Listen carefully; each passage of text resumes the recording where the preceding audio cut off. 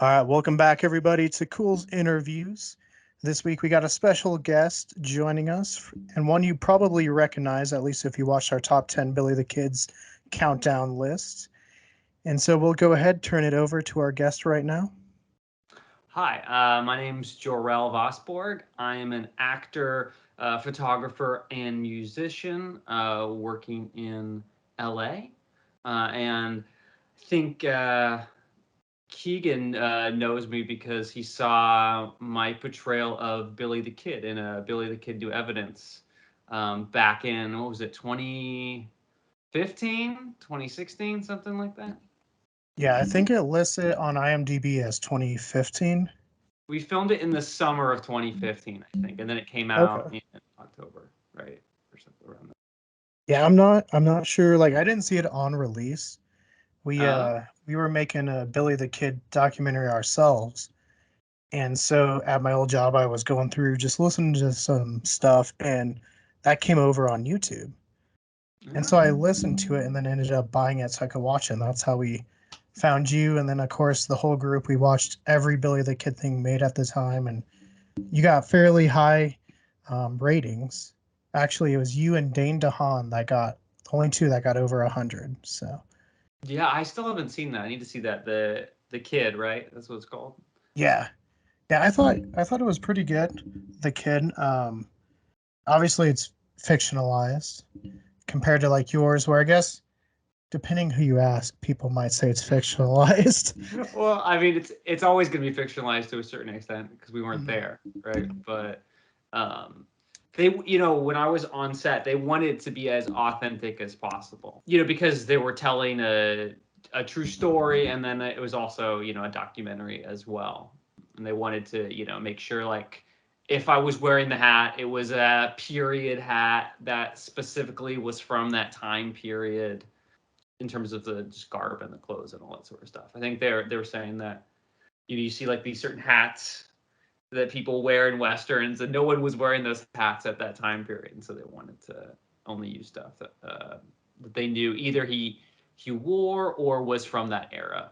So Yeah, no, at least as far as my knowledge, like I'm not the historian on Billy the Kid or anything. But as far as what we saw, we gave you the max amount of points for like look and stuff. Like it was really, really authentic. thank you, Um, I appreciate it. Yeah, you're I mean well. you do stuff, and then you never know who sees it. So it's cool that you came across it and liked it. Yeah, no, like I said, it was kind of just that chance thing, and I'm really glad we came across it as well. Recently, I think Billy the Kid's kind of had a resurgence. Right. There's that. What there's I saw the posters for there's like an epic series or something about it. I think if I Yeah, remember. Epics did, and I don't know if it's just like one season Uh, or more than one season. We get a lot of comments on it on all our Billy the Kid stuff. Like, go check it out. And I won't lie, we have not yet. We've just been way yeah. too busy. Yeah, totally. um, Well, people always love westerns, and I think things go through cycles. And yeah, no, we were talking to an author, John LeMay, but he was saying he thinks one reason Billy the Kid has gone so far is because he's almost like the James Dean of the 1880s, if that makes sense, where he kind totally. of lives fast, dies young, and then he's been mythologized so much. Yeah, because he died at like I think it was like he only had like a few years there because I think from the time I think he had his first like big kill, which was I think was it Frank Cahill or was it Frank Cahill? It was I might be mixing it up with someone else. In Silver I think City. yeah, that was I think he was like 17 or something. And I Mm. think he died around like 21 or something. So he just had like kind of 4 years. I totally like I said, not a historian. I haven't done my research recently. I did some research before I did the part, but it's been like years, so I haven't like gone back and done that. But Hey, you uh, still know it pretty well, though. yeah, I mean some things. But yeah, he only had like a few years there before he got shot by Pat Garrett. It's definitely kind of live fast, die young. I think at least in our version of it, he's this young kid with all these like older guys and kind of shooting like way above his weight to a certain extent. But he does have, a certain confidence, a certain amount of skill. And that's just kind of the era he was kind of raised in. Definitely, there's definitely James Dean like hints in terms of that sort of stuff. Yeah, so I mean, you said there's a lot of like historical accuracy going into like the direction of it. I guess one process that we don't see is like the filming aspect as far as, there's two different sets of stories being told, and then obviously they had Costner come in later and voice over and tell his part. But like, did you guys at all know what the other part was, or did you not know till the whole story came together? Totally, we knew a little bit. So there were certain things that were kind of on a need to know basis. Like, I signed like an NDA at the beginning of it, and there were certain things that we were made aware of at the time. And then as we were shooting, we learned a little bit more. So I knew we were telling the story of Billy the Kid. I knew it was in a documentary context. And then when I got cast, then I found out a little bit more about like what the story of the documentary was. Oh, there's this new photograph that's been found by Randy Guijarro. It's the second known photograph ever of Billy the Kid that's kind of been authenticated, and we're telling the story of Randy as he goes on his search, to authenticate this picture, and then also telling the story of Billy the Kid during that time period.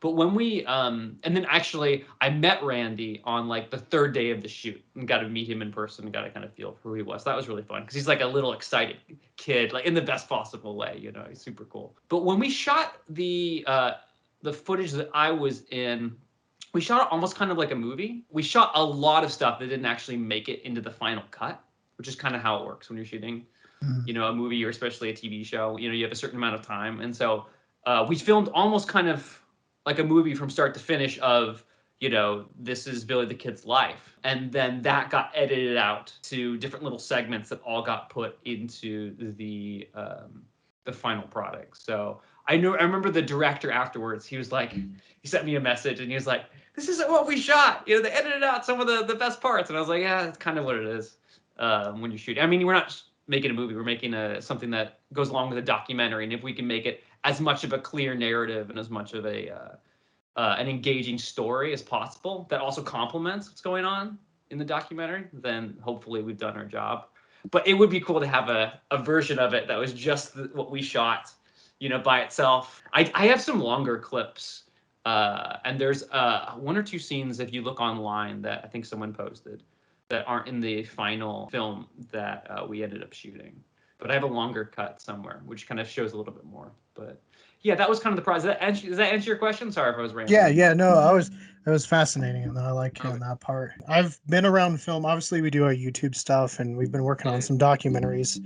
We're doing one about Billy the Kid and the one Houdini, and so I Ooh. definitely know how much like just gets cut out. Like, it's crazy. Yeah, we shot for 5 days out near LA, but not in LA. Kind of there's this place that you shoot a lot of westerns. If you take now, this is gonna make me seem like an LA person. If you take the 14, there's a certain highway you take. If you go kind of northeast a little bit, there's an area where they have some ranches out there, and they shoot a lot of western stuff. So we went out there and shot. I went out when I did like I auditioned for the part, and then I did like the whole audition process was kind of crazy. So I went to UCLA, and they had this like showcase at the end of the year. So I went and I studied acting in their like theater program. And I knew they were gonna have a showcase where managers and agents would come. So we did the showcase, and then a bunch of my friends were all getting like calls from managers and agents afterwards, and I felt like I wasn't hearing back from anyone. And then one day I get an email from this one manager. So I go out to the Valley, this like little kind of small little office. We have a meeting. It goes well, but I'm not really sure what to make of it. The next day, he calls me. I'm in the middle of doing something, and he says, "Hey, I don't know. You haven't officially signed with me, but there's this part, Billy the Kid. I think you might be right for it. Would you want to audition for it?" And I go, "Yeah, of course, yeah." And so this is my first audition out of college. I get the audition on a Tuesday. My car breaks down on a Wednesday. And then so I think I got like a friend. Oh yeah, I think I took a bus, and then my manager, he dressed me up because he had a bunch of like old clothes because they wanted you to dress up kind of in part. So he put me in his clothes, took me to the audition. Do the audition on, I think this is the following week, because I got on a Friday. On like a Monday, I don't hear anything back that day. And then the next day, I hear it's down to me and a few other guys. The following day, on like a Wednesday, I hear it's down to you and one other guy. Then on Thursday, I hear they gave it to the other guy. So I'm gonna go out like drinking with some friends on like a Friday, but I think, you know what? I'm gonna stay home. You never know. So then I get a call Friday night saying the other guy can't ride a horse to save his life. Can you come in on Saturday and like test with the horse? So my car had been like fixed by then. So I drive out, I drive out to this ranch, and it's me and this other guy who are both testing. And I hadn't ridden in forever. I used to ride a little bit when I was like a kid. My mom used to take me to like dude ranches. But it's been like 10 years, maybe 15 years since I've been on a horse. So the night before, I'm on YouTube like looking up, like trying to remember all like the key points. So I get there. It's me and this other guy. They have two horses, and they basically are taking us through these series of drills. So they're like, take the horse and do it. You're gonna make like a figure eight in this small little ring that we're in. So the other guy does it, a little kick. The horse moves. It like looks beautiful. I kick the horse. Nothing happens. So I'm like, shit. So I give the horse like this really, really big kick, and I get him to move and do like everything the other guy's doing in slow motion. So everything, every drill they take us through, like run, trot here, and then move here. And the other horse looks beautiful. The guy just has to like lightly tap it and move, like and suggest the movement. And then I have to I'm just like kicking this horse, trying to get him to like move around. And I'm like, I'm so screwed. They're gonna give it to the other guy. And then they're like, all right, guys, switch horses. And so I get on the other horse, and it's incredibly easy. And he can't even get the horse I was on the move. So that's kind of how I booked the part. Because initially they were going to give it to this other guy who was, I think he was like more blonde, but kind of a little less rough looking than I think I am. A little more kind of pretty boy. But yeah, he didn't want to get on the horse. So. That's crazy. No, I mean, sometimes, like you said, it just kind of comes down to luck like that and perseverance. The right time, yeah. No, and like, so I mean, Billy the Kid's a pretty big part as far as like historical, something a lot of people at least kind of know about. Is there a lot of pressure when portraying a part like that versus like a character you make up yourself, like you craft yourself? I didn't feel a huge amount of. I agree with all that. He is, a archetypical kind of figure in the Wild West, and a lot of people know it. But I think I trusted the people around me, and I was working with a really good director, Dan Bush, to kind of point me in the right direction in terms of like how the character was going to be. And I knew I was going to kind of just do my take on this character. So I didn't feel a huge amount of pressure. I did a little bit of research. I think the main thing when you're an actor is you just look at the script. Whatever they have in the script, that's kind of your Bible, right? And so I know Philippe Denham, who was the showrunner and kind of wrote that, did a whole lot of research going in, and he put together this like 60-page script that I got, like a few days before we started shooting. And so I kind of poured through that and tried to look for as many clues as I could about kind of the story he wanted to tell with this character. And I kind of went off that more than anything.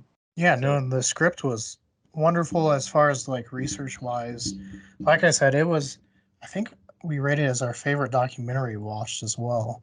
We just, unfortunately, you guys, like you said, you were just kind of like the secondary or like supporting portion of that documentary. Yeah. And that's the point of what we're doing. I think I'm happy with the way it turned out, because I think we did what we were intended to do. We're not the main focus of that kind of story.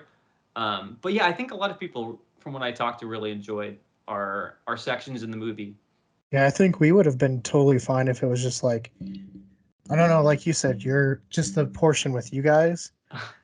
Well, that's a different thing, Right. I think the documentary is actually really cool too, with Randy, because yeah, it is this story of this guy who, a lot of people are telling him no, like it can't be this, it can't be that, and he just goes one step further and says, well, if this, and I think anytime you have someone who's kind of motivated in that sort of way to find the truth, or to at least kind of dig into something a little bit deeper, put in the work. Yeah, put in the work. I think that's a really compelling story too. Yeah, no. Like I said, it was really good. You did really good. And so you're welcome. After this though, did it really boost your like chances of getting other parts? Like how did that Yeah, affect I you mean, like I going? said, this was the first thing I did, like right out of college. So I hadn't done a whole lot of stuff. So it was my first time like on a really big set, with like a bunch of extras and catering and crew, and we had like a gunsmith, and it was crazy. It was super fun. Yeah, totally. I mean, it gave me kind of one like footage for my reel, which is super important when you're as an actor when you're trying to audition for stuff that people can see what your work looks like, and know that you're going to do a good job, or at least they sometimes your reels kind of gives you like, oh, I think this person would do well at this. So I was definitely able to get a lot of auditions kind of based on that. It was a great first experience on set. It was really cool getting to work with Dan Bush, who directed it, because he gave me a lot of really good direction in terms of pulling back during certain moments and just letting kind of the moment speak for itself. And I got to work with a lot of other really talented kind of actors on the project. So yeah, it was a whole lot of fun to do, and a really great opportunity. And the other thing too is you never know, who sees these things. It was super fun to get to be on TV for the first time, in a part, and have all my friends and family, along with like people around the world kind of see this. And then you never know what sort of shelf life these things have, when people find it years later and really enjoy it. That's the cool thing about doing film and TV versus doing theater. I grew up kind of doing a lot of theater, and theater's amazing in the sense that you have this live experience with an audience. But once that experience is over, it's over. Whereas when you put something on film or video or TV or what have you, it has this kind of really long life for people to be able to enjoy it, like long after the fact. For people like you to see it and go, oh, I think this kind of Yeah. works. What's the documentary that you're working on for Billy the Kid? What's that about? Uh it's morphed because we Mhm. started working on it before COVID, so like 2019ish. Yeah. And then we headed down to Lincoln to film on set with our actor Jeremy, who plays Billy in ours. Okay. And he ended up not being able to go because he caught COVID. We went, everything was closed.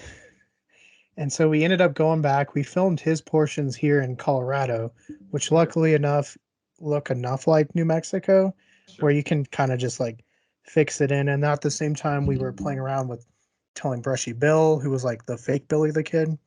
Oh, okay. So we got Jeremy in like that kind of garb as well. And then I was like, I really don't want to talk about that just because I don't know about you, but we've done so much Billy the Kid, and it is one of the most divisive things I think I've seen. Like, it might be worse than politics, as far as like, is Brushy really Billy the Kid? Like, it is like Right. cutthroat, and so I'm like, maybe we just like cut that off and do that separately. Yeah. um, so yeah, it's more just like kind of tracking his steps and telling his story because a lot of it before New Mexico is unknown, and Right. that's where we've kind of been working with is like Interesting. looking at Wichita, looking at Indiana.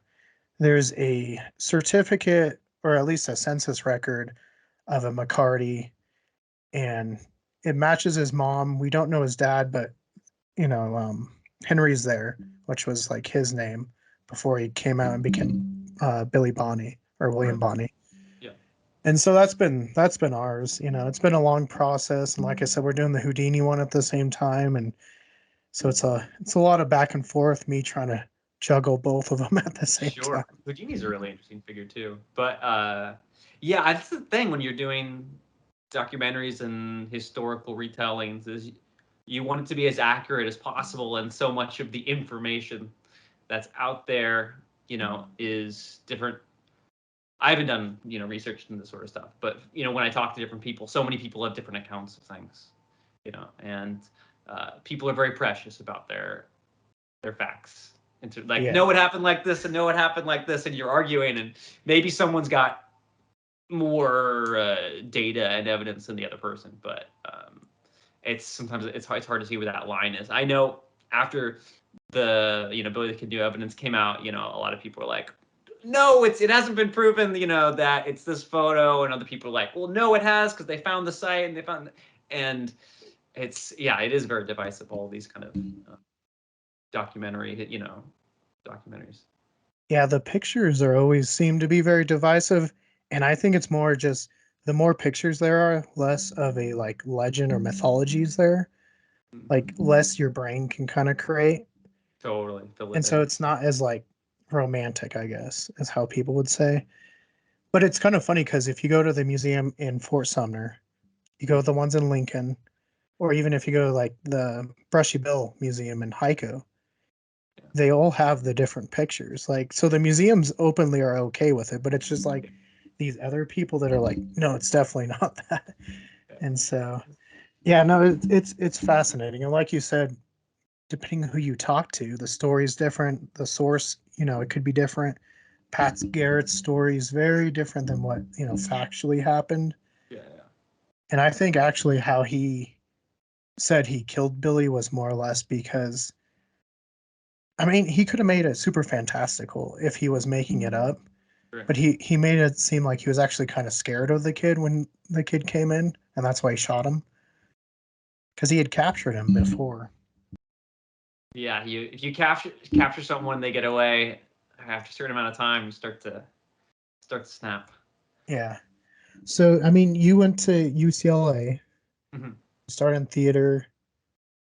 Is there any like growing up, were you interested at all in James Dean? Because it's a lot of what James Dean did as well. Like he went to UCLA, he did a lot of theater, then he got into Oh movies. right. I was more of like if we're going like a UCLA like grad thing, I'd probably be more like a Jim Morrison guy. Okay, music. But because I'm super into music too. Hmm. But yeah, well, in terms of people that I idolize kind of growing up, James Dean was actually never really one of them.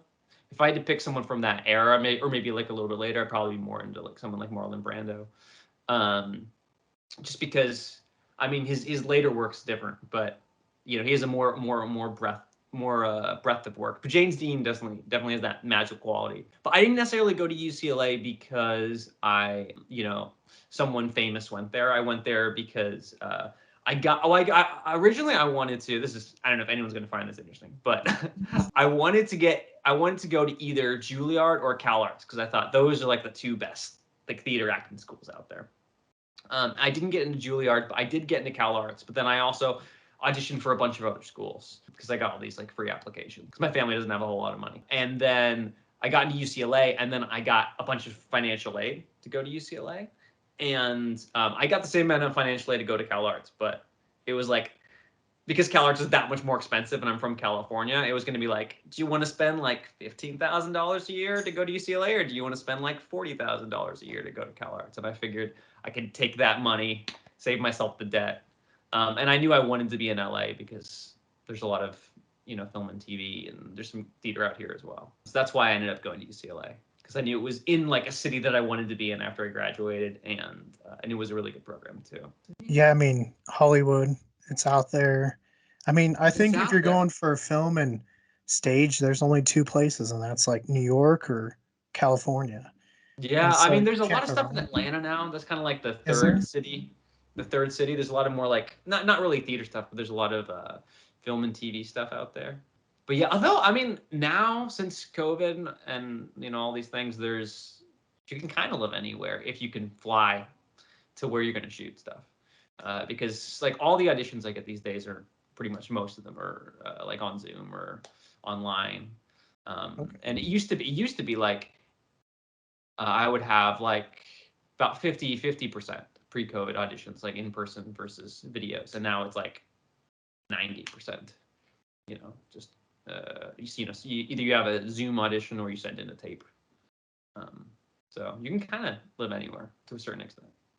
Although the other thing too is when you're in one of these cities, there's a culture there as well, and you can go out and see things and be part of events and stuff like that, which you don't necessarily get, I guess, if you're in like Milwaukee or Yeah, definitely not up there. Tulsa or something.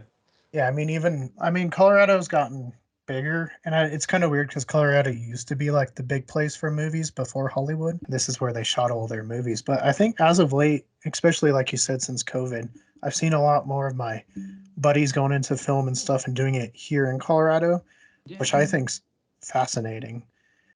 It's really cool that there's more opportunities, especially with like YouTube and streaming and TV. It's not just like you're not limited to one form of media. There's I so mean, much more cool content online now. I mean, there's so many YouTube channels that I follow that have really really cool content, or yeah, it's crazy how the gap has gone down a lot. I mean, I think it was that way before to a certain extent. I think if you have the motivation and you have the either the resources or the like kind of intelligence and wherewithal to get resources, you can always go out and make stuff.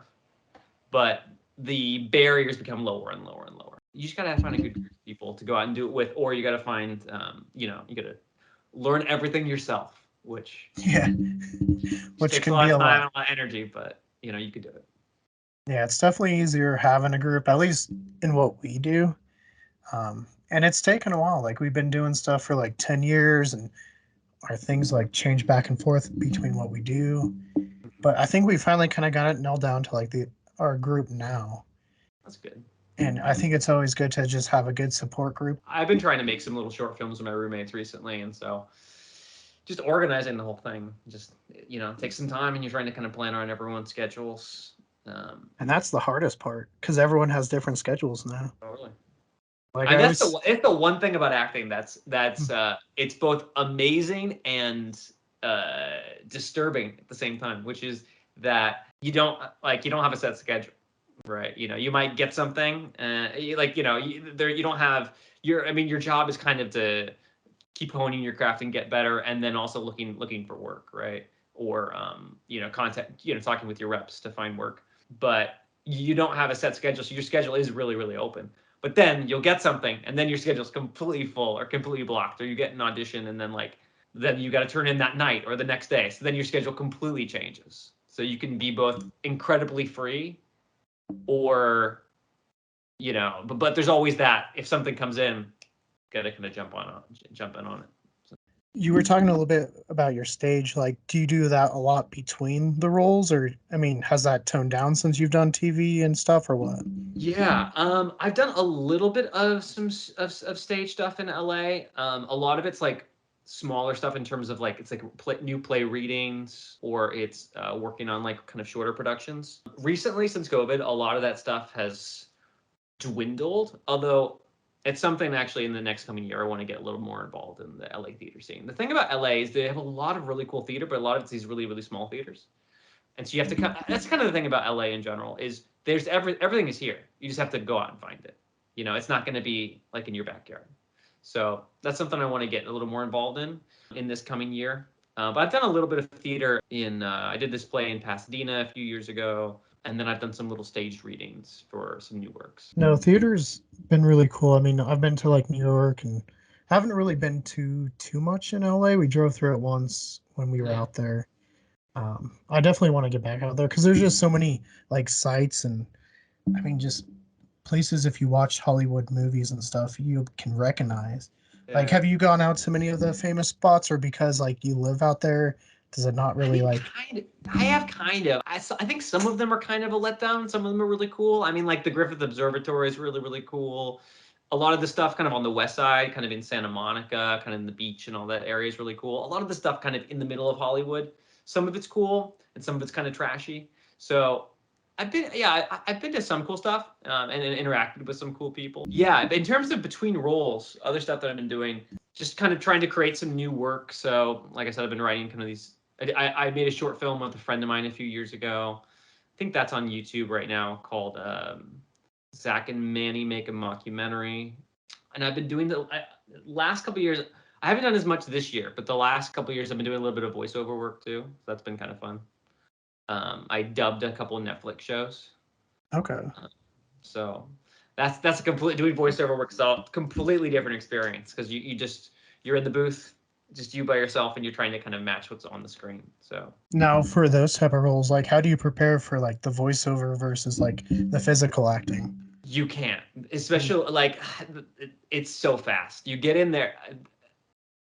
Usually, when at least with the people I've worked with, I don't know anything beforehand.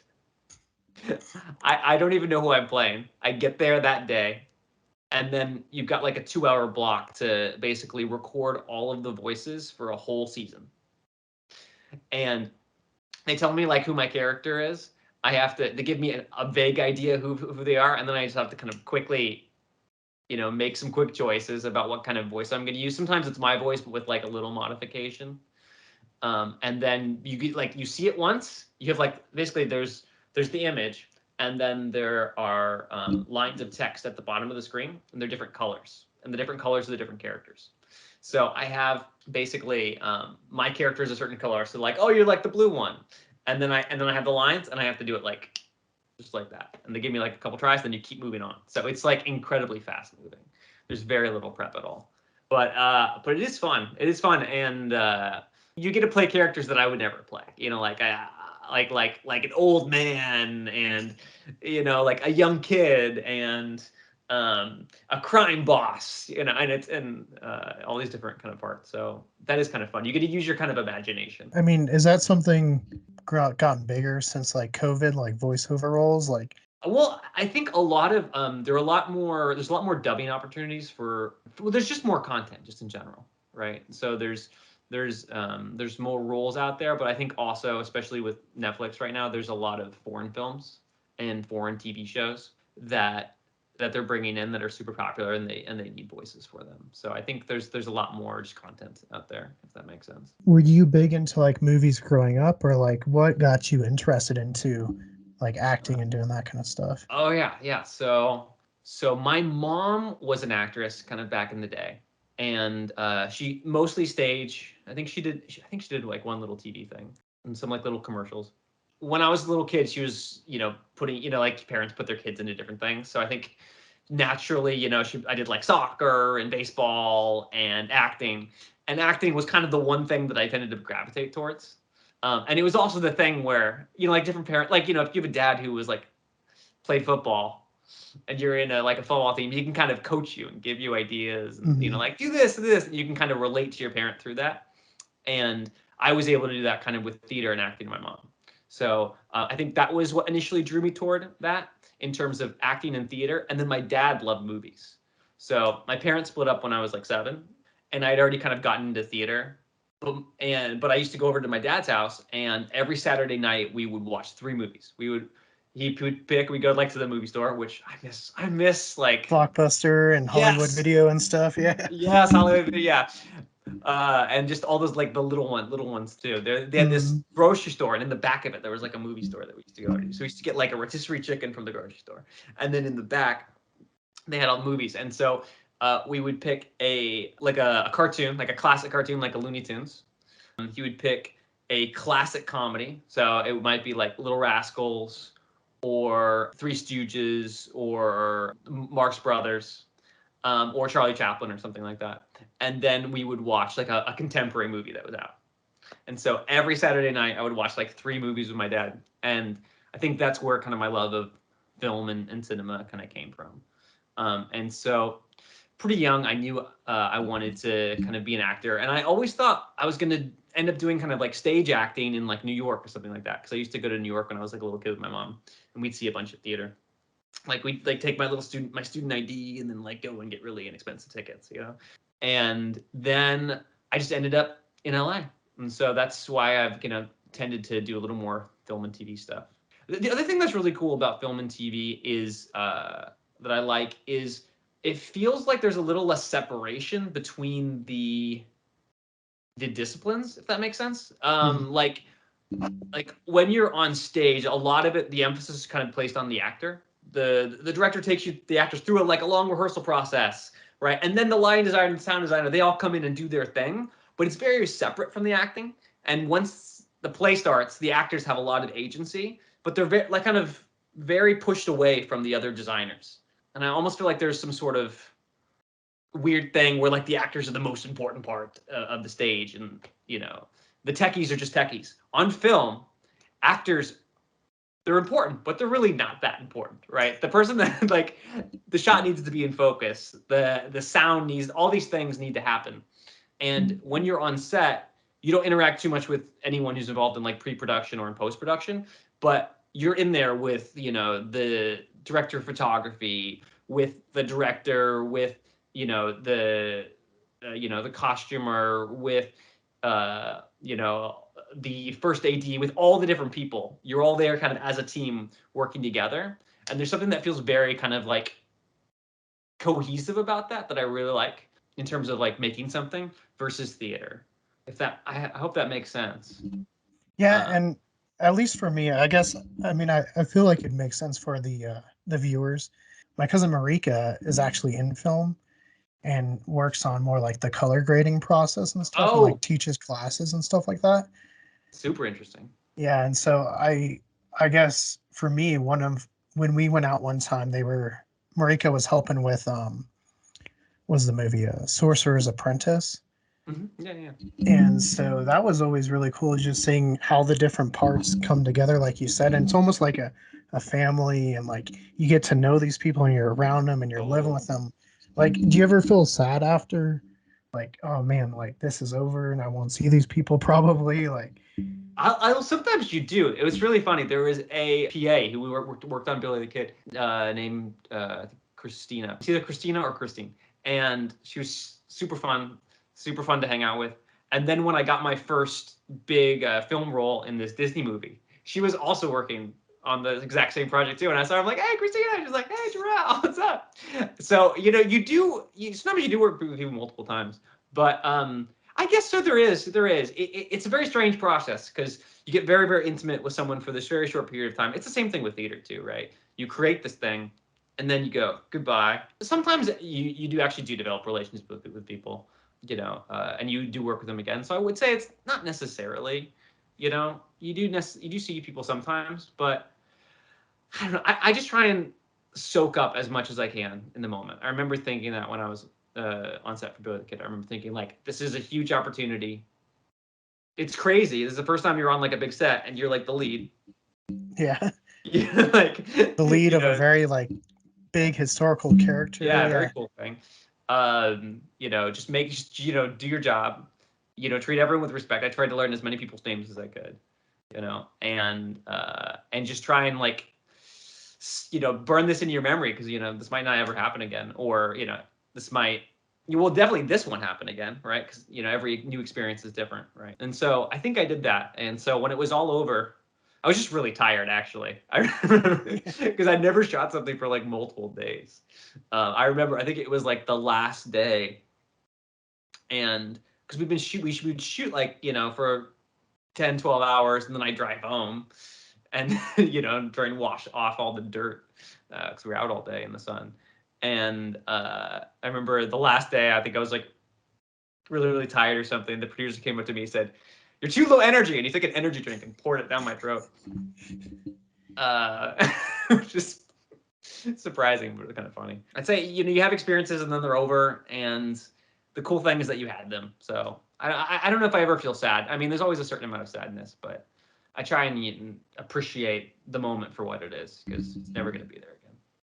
right. And you never know, what's going to happen next. So might as well enjoy it while you can. Exactly. Yeah.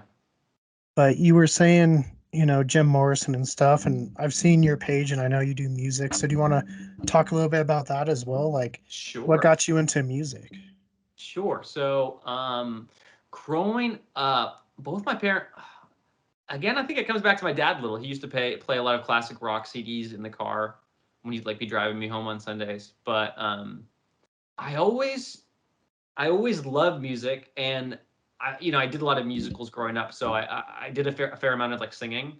But in terms of like kind of playing guitar and learning music, I always felt a little bit intimidated by it. So I didn't really kind of pick it up and take it seriously until a few years ago. So that's been really kind of liberating. The other thing about acting that is that is great, but also kind of frustrating is you're unless you decide to go out there and kind of create your own work. A lot of times you're at the mercy of getting cast in something, unless you kind of have people like you like to collaborate with on certain things. So, like you said earlier, what do you do when you're not acting? It's nice to have other creative outlets, and that's where kind of music fits in a lot for me, and also photography as well. They're both ways I can artistically create things that I can 100% just go out and do. And so I can. I can write a song, or I can kind of like produce an album. I mean, obviously that takes more people as well, but I can go out and just kind of do that, and it's my thing, or it's me and my band's thing, and I can go out and kind of make that happen. And there's also something nice about music where it doesn't have to make logical sense. It just has to kind of be this kind of experience, which sometimes movies and theater can be like that as well. Sometimes they can just be kind of a sensory experience. But there is something nice in the lack of logic to music, if that makes sense. It's just kind of an experience. So that's kind of where music fits in. And then the photography thing, I got into a few years back because I just wanted to take my own headshots. Because as an actor, you're always trying to like take new headshots because your hair changes, your face changes, you get older, or When you gotta have different looking ones for different parts, like you don't want the same one exactly, for yeah, like say this family comedy and then the same one for like a drama. Like you gotta have a different exactly, aura. totally, yeah.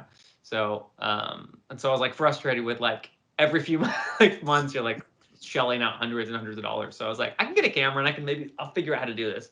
So I spent like hours and hours and hours and like months and months and months trying to like learn about lighting, learn about camera composition, learn about lenses, learn about all that sort of stuff. And then I was able to kind of like take finally, I was able to take my own headshots. They're not going to be as good as if someone else kind of took them, right? Because you have to kind of set it up a little bit. But I was able to kind of do that to the point at which my manager at the time was like, "Oh, actually, these look pretty good. We could like send you out for stuff with this." And then I just started getting really into photography. And then a friend called me up who's a filmmaker, and he had a short film, and he needed someone to do behind the scenes like photography, like coverage of the people on like the making the movie basically.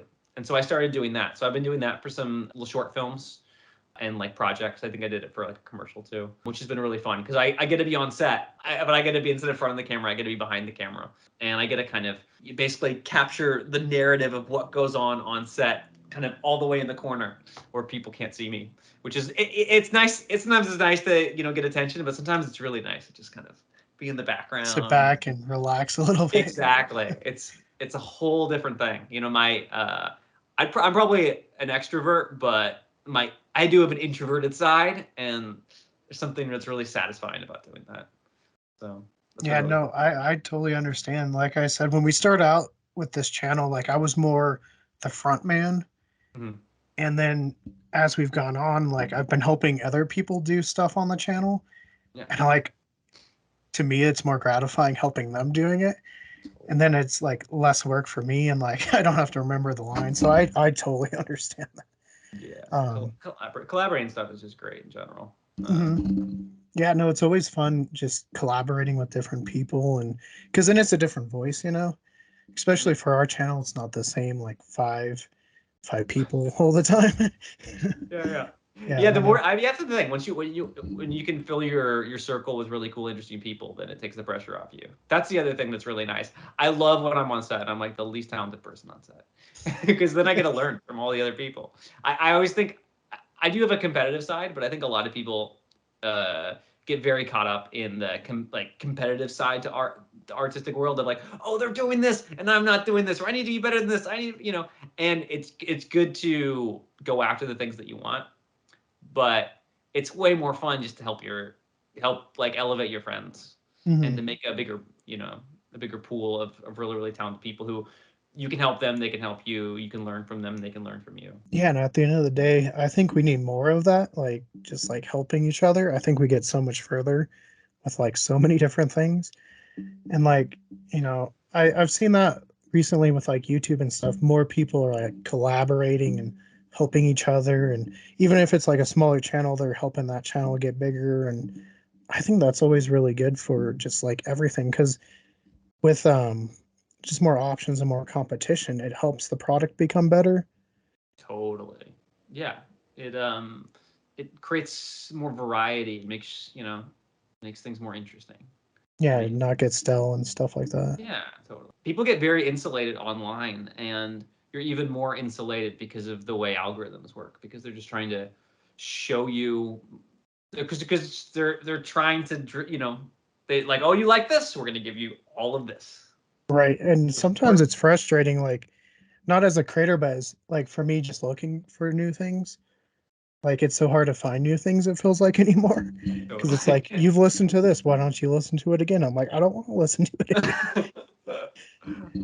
That's So why I with like music mhm. recommendations, or when like I love when someone gives me a good music recommendation. It's like there's something. It's like, oh, when someone tells me like a band that I haven't heard of that's like probably like from like 15 years ago that's like incredible. I'm like, oh, you just giving me a gold mine. You know? So not to put you on the spot after that, but what are some bands that like Oh yeah. inspire you? Oh man. Recently, I well, I mean, we could just look at my like roundup of last year, right? Uh, on like I don't do Spotify, but I've got YouTube Music. So, a lot of bands that I've been really into recently. Porcupine Tree. They're like kind of a prog, prog kind of metal-ish, but they're very melodic, kind of British band. I recently saw the Mars Volta live, so I've been listening to a lot of their stuff. Their stuff's really really cool. I like Queens of the Stone Age. A lot of stuff with like driving drums. I like lots of stuff with like that's like kind of riff based kind of rock music that's got driving drums. What else? I love like Jet, Soundgarden, a lot of '90s grunge stuff, '70s funk. When people ask what music I like, I always say stuff that's got strings because I like stuff that generally has a guitar involved with it or some sort of string instrument that also kind of has live drums. A friend of mine, she just recorded an album, and she told me afterwards, she's like, I was so happy because I was able to record live drums because no one records live drums anymore. It's all like done using tracks and all that sort of stuff. So I like really good live heavy drums, and guitar. So does that Yeah, answer your question? yeah, yeah. No, we really enjoy music. Like I haven't done anything music. Well, I guess we have done something musically. Our buddy is in a band, and so he has a recording studio he uses and stuff. And he had us tell like a ghost story, and like each of us were narrating a different portion of it. And yeah, I know it's really cool to just see it all come together. And because like he does the live drums, like he's the drummer of his band, and they're more of like a bluegrass, but he's more of a like a rock drummer, if that makes Oh, sense. okay, that's cool. Yeah, I Yeah, love. yeah.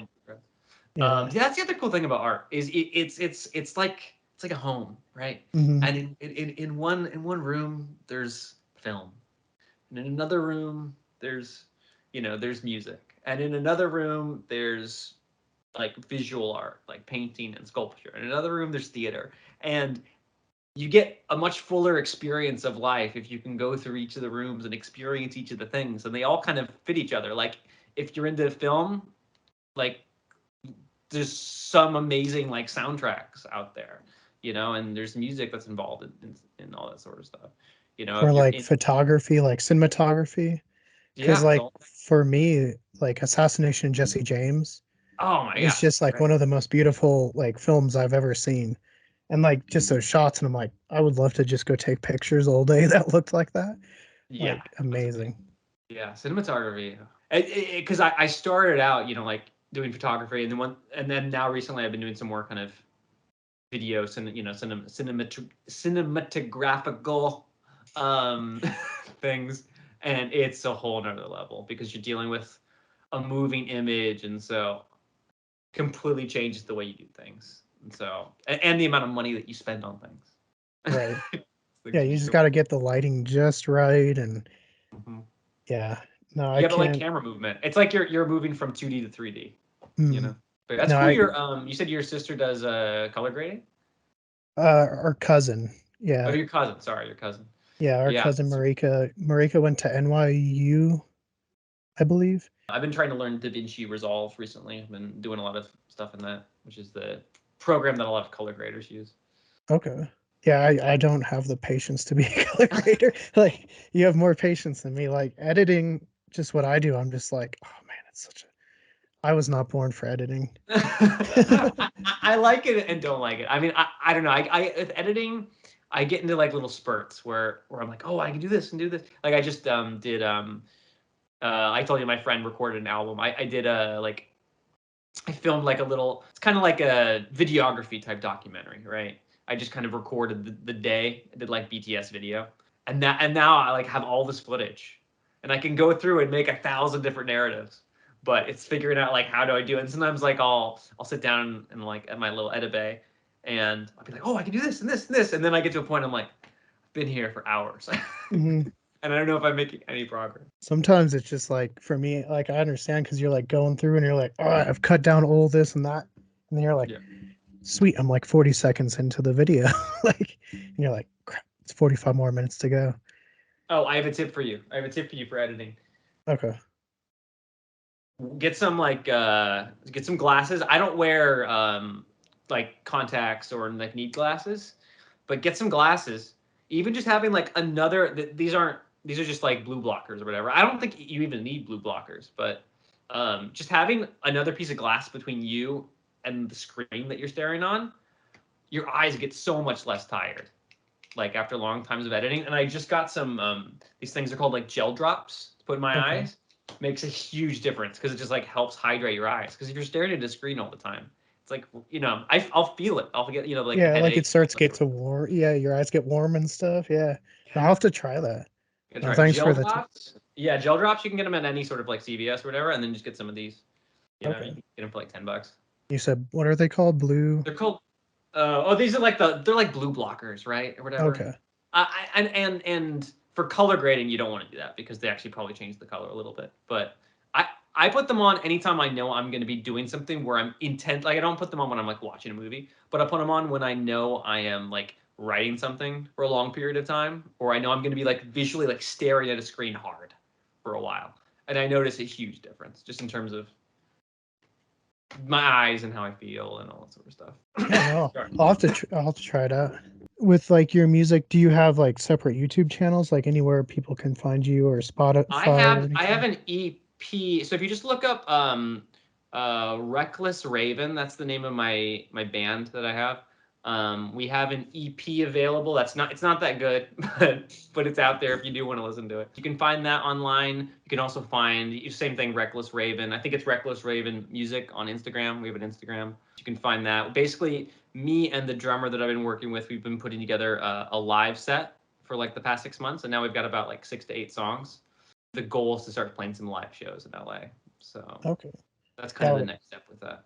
and that would be pretty cool. Like, is there any like spots that you like to perform at, like any of the clubs or anything? There's this place that's kind of cool called the Offbeat. That's over near on the east side of LA. That's kind of like a fun little bar.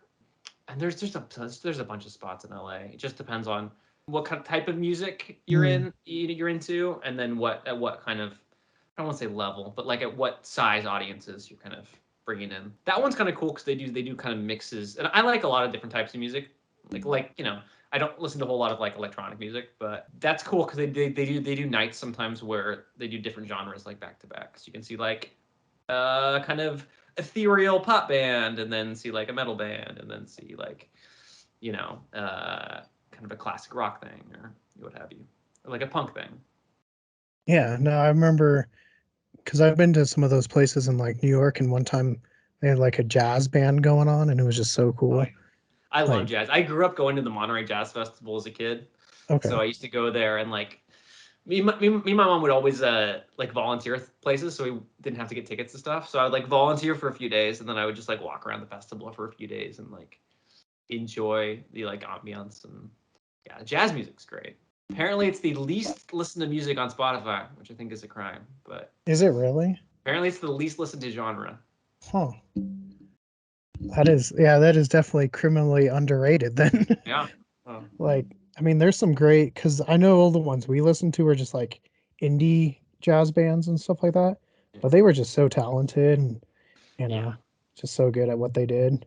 Well, the other thing too is again, jazz is such a wide, birth of music. But this is the other thing too I like about art too, and I guess this is kind of the thing about this kind of relates to anything. This isn't just art, but the more you get into something, the more you learn about it, the more you can find enjoyment in different aspects. Like the more you get into, like I remember when I was like a little kid listening to music, I didn't appreciate a lot of like rock guitar music until I started playing guitar. right? And I didn't appreciate jazz music as much until I started learning a little bit more about music and started kind of getting more into it and getting kind of deeper into it. And I think a lot of times music is like a background thing, right? Mm-hmm. And sometimes jazz music can be kind of doesn't like pull the pleasure centers of your brain in that kind of direct way that a lot of like more pop music does. Yeah, I forget because isn't there like Assassination of Jesse James. That's not like that's a movie where you have to kind of like movies to. mhm. I mean, I know. I hate trying to recommend it to people, and I guess it's different for our family because that's like family history for us, and mm, so there's that like level for us that I just find enjoyment out of because it's done really well, like historically. Who's well, the it's cinematographer? contemplative, you know. It's Yeah, got well, that. and there's so much like nuance, like all the like mythologized parts of that movie have like that haze to them, Sure. but then when the truth comes out, it's like clear and perfect. And I'm sure a lot of I don't know how many people like pick up on that kind of stuff, but I'm like, oh, that's just perfect. Just how much like something little can like trigger that in your brain. Like you were talking about pop music. I know there's like certain rhythms that just our brains find catchy.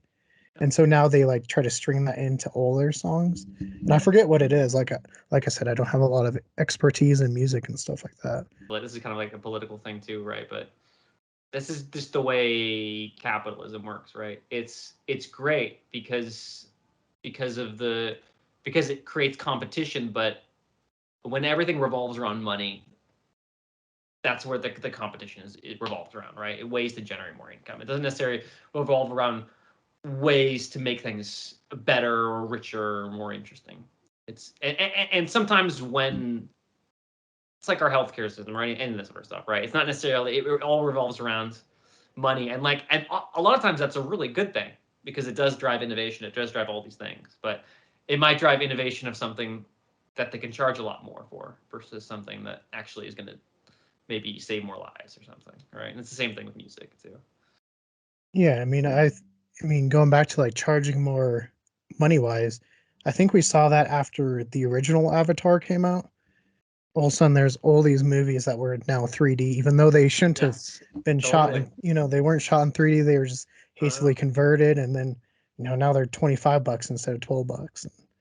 Yeah, and the thing too is like I love that line from Fight Club where he says, "In a long enough timeline, the survival rate for everything drops to zero," Hmm. which is the longer. That's the thing.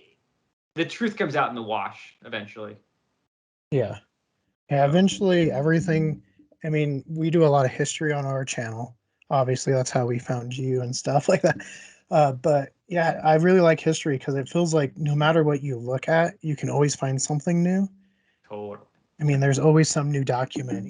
If you look at like the JFK stuff, they just released some ungodly amount of documents, and you're just like, okay, there's probably nothing in there, but Yeah. it's always interesting to kind of dig through and see what was going on. History's great, man. I remember, so I homeschooled for a little bit as a kid, and I used to take classes at the local community college, and they had this year-long class called Gen Train it's like one of the coolest classes I've ever taken. Basically, what it was 2 times a week. It was like a 4-hour lecture series. So it like on Tuesday, like it was Tuesday from like eight to 12, and Thursday from 8 to 12, and they would go through world history from the very beginning all the way to like Vietnam War. um, and like every month would be like or like every 2 weeks would be like a new era, right? And so they would kind of move through world history, but each there's 4 or 5 different professors, and they would each teach different aspects of history. So you'd have one person who was covering the like general history, right, kind of what happened. You'd have one person who was covering the art and architecture of the period. You had one person who was covering the philosophy and the written work of the period, like the writings, and you had one person who was covering the religion, like study Greece, ancient Greece, like the whatever era of Greece, and then someone would be telling you about how they constructed, the Parthenon, and what different art was being created during that like golden era of Greece. Someone else was talking about the written works and the plays that were being written during that time period. Someone else, and so you would learn about history through this kind of very kind of rich, multifaceted tier approach. And it was really, really cool. I wish they would do that, in other schools, because you had this really comprehensive view of. It was almost like you were like, you were stepping into that time era, because you would hear about, not, it wasn't just you heard about like what happened, it was Yeah, much richer. not just like that textbook type of way to learn. History is one of the weirdest things ever, right? Because like I feel like in terms of the way they teach it, right? Because it's the one thing where when you're a little kid, because it's not like because you every couple of years they take you through all of human history, Hmm.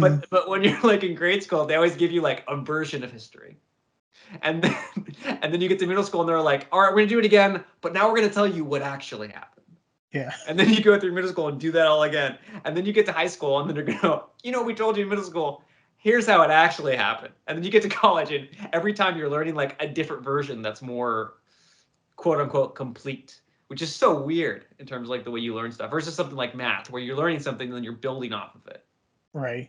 Yeah, no, and who was I talking? I was just talking to someone about that where like the way you learn about different wars is so much different. Like just growing up from like, and I guess my schooling was different, like as far as once I got to high school, because it was more set up like a college. Sure. Um, but yeah, I mean, I can definitely see that because it seems so sorry, desensitized Sure. when you're in like, and I guess that makes sense for kids. You don't want to like Or yeah, really kind of like show them. euthanize. Yeah. Yeah, yeah. But yeah, it is kind of weird because you see a war fought this for this reason, and then as you get older, okay, it was fought for that, but maybe it was a little bit more complicated. Yeah. And then you get a little bit older, and you're like, okay, there's all these different like viewpoints going on. Like World War One or Two is just like there's so many different things like leading up to that. Yeah. But as a kid, you hear, oh, it was just the Lusitania, as far as like why we got into that. But then you're like, well, no, we didn't actually get into it right away. But yeah, Lusitania was like one of like several instances that like kind of led us down that path. But yeah, like kind of going off yours, my history teacher had us like pick a time and we had to write a journal as from that person and draw pictures and kind of build the life around those people, Oh.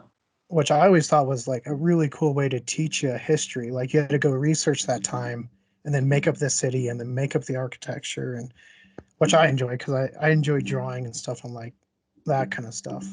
Outside of photography, like do you do art or anything like that, like In, painting or anything? I that's something that I need to get into more into. When I was younger, I did some like pastel type stuff. I really like doing that because you can blend, and it's not. I mean, it's messy, but it's not as messy as paint. But that's something at some point I need to just get back into. It's not something I do currently. I'm not a good sketcher, but I can. But I like playing around with different colors and coming up with stuff. I do some and then at some point I got really into graphic design when I was like growing up into like Photoshop and all that sort of stuff. When I was a kid, I was really into like editing and learning all that sort of stuff. No, I don't really do any visual art at the moment, but it's something that I should get more back into. I like again, like I mentioned earlier about the house analogy. I think the more you apply yourself creatively to one thing, it can really feed into something else. Mm-hmm. In terms of just your creative process.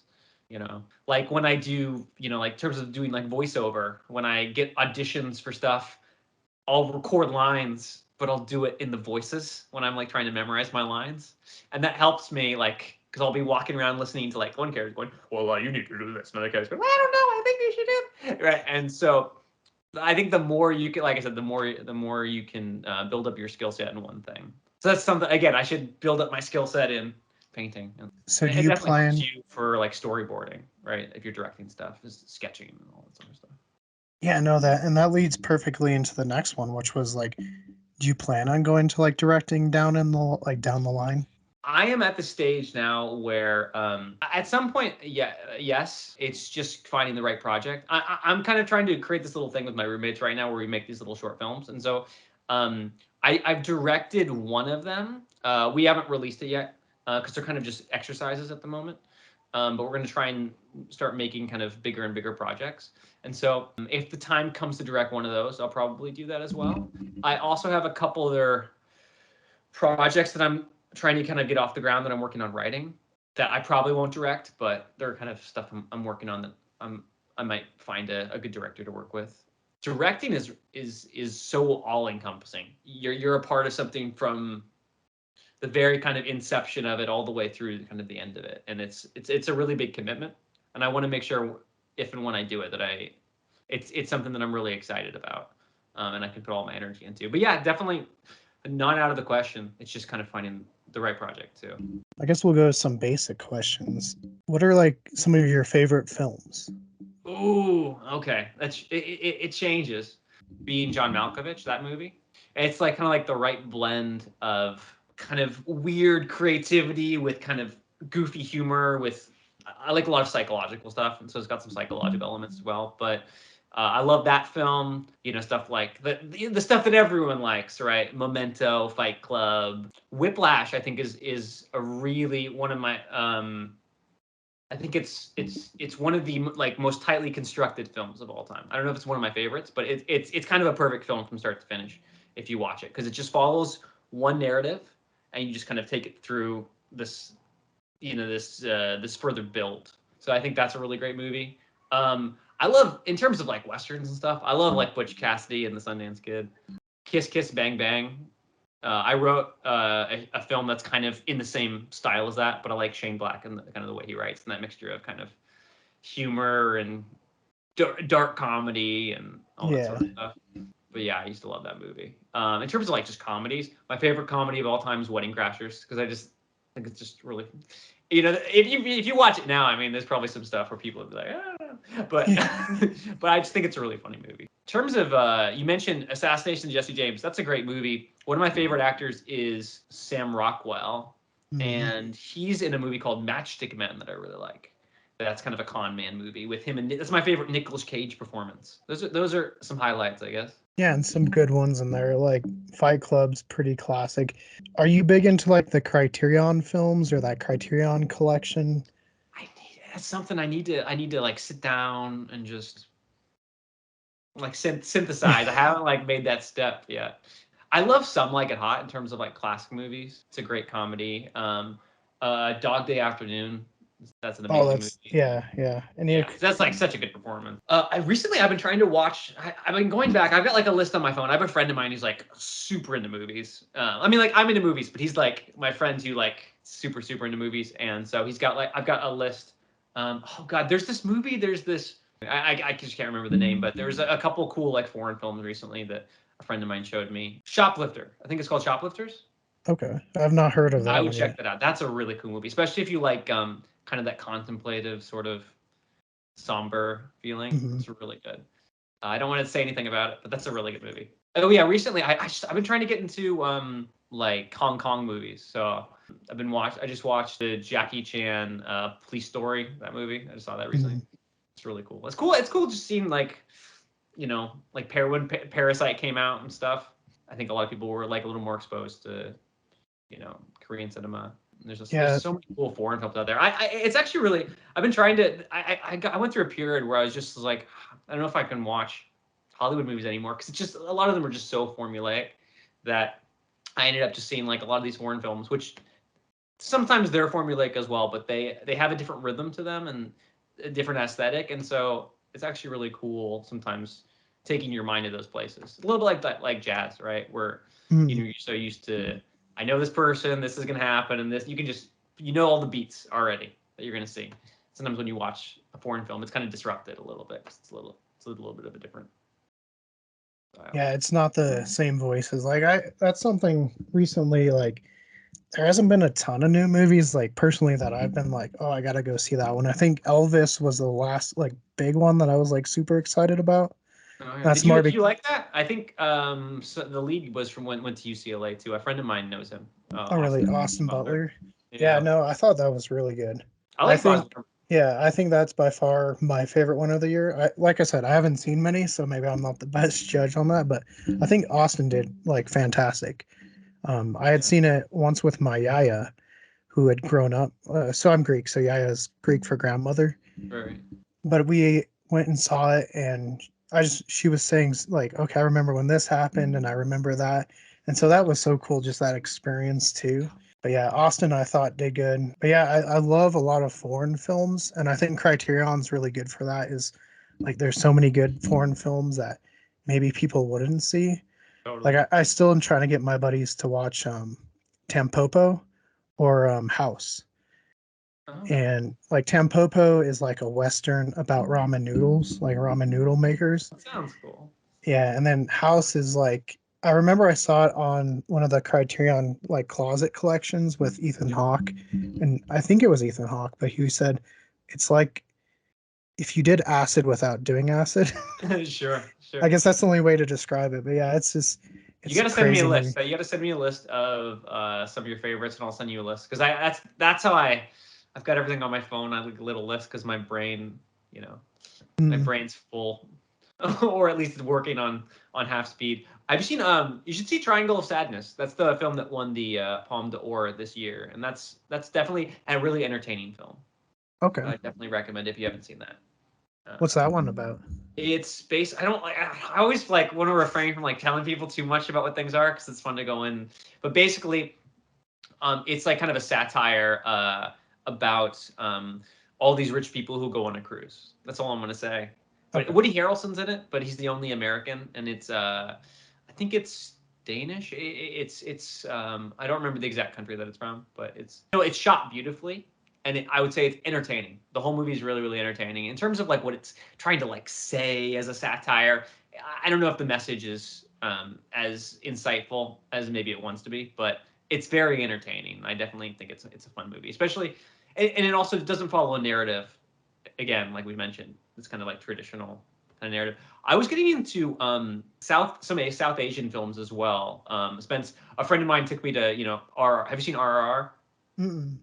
Oh, you got to see RRR. It's the biggest blockbuster of this last year, I would say. Okay, It's on Netflix, but it's not in the original Telugu. It's in Hindi, so you can watch it there, but it's not going to be quite the same. I think you can find it on this other streaming platform. I don't remember the name of it, but you got if you want to see something like a crazy, wacky, wild action drama thing, I would definitely recommend seeing RRR. And anyway, after I saw that, I started watching some of these like Indian films. There's another movie that's really interesting that I really like called Allah Vaikanthra Puramalu. It's not a title that's easy to remember, but it's on Netflix. It's great. It's just okay. these again, it's a different aesthetic, right? And these films combine these crazy kind of like goofy humor with stylized action violence with like intense kind of Shakespearean drama all at the same time, and it's this really interesting mixture of stuff. It's called Dreams, and I think it's oh shoot, who did Seven Samurai? Oh, Kurosawa. I think it's a Kurosawa film. Yeah. But I think Scorsese plays oh man, just blanking. It's been a long day apparently. Fair enough. It's Uh that's how it is. The harder you reach for a memory, the farther it pulls away from you.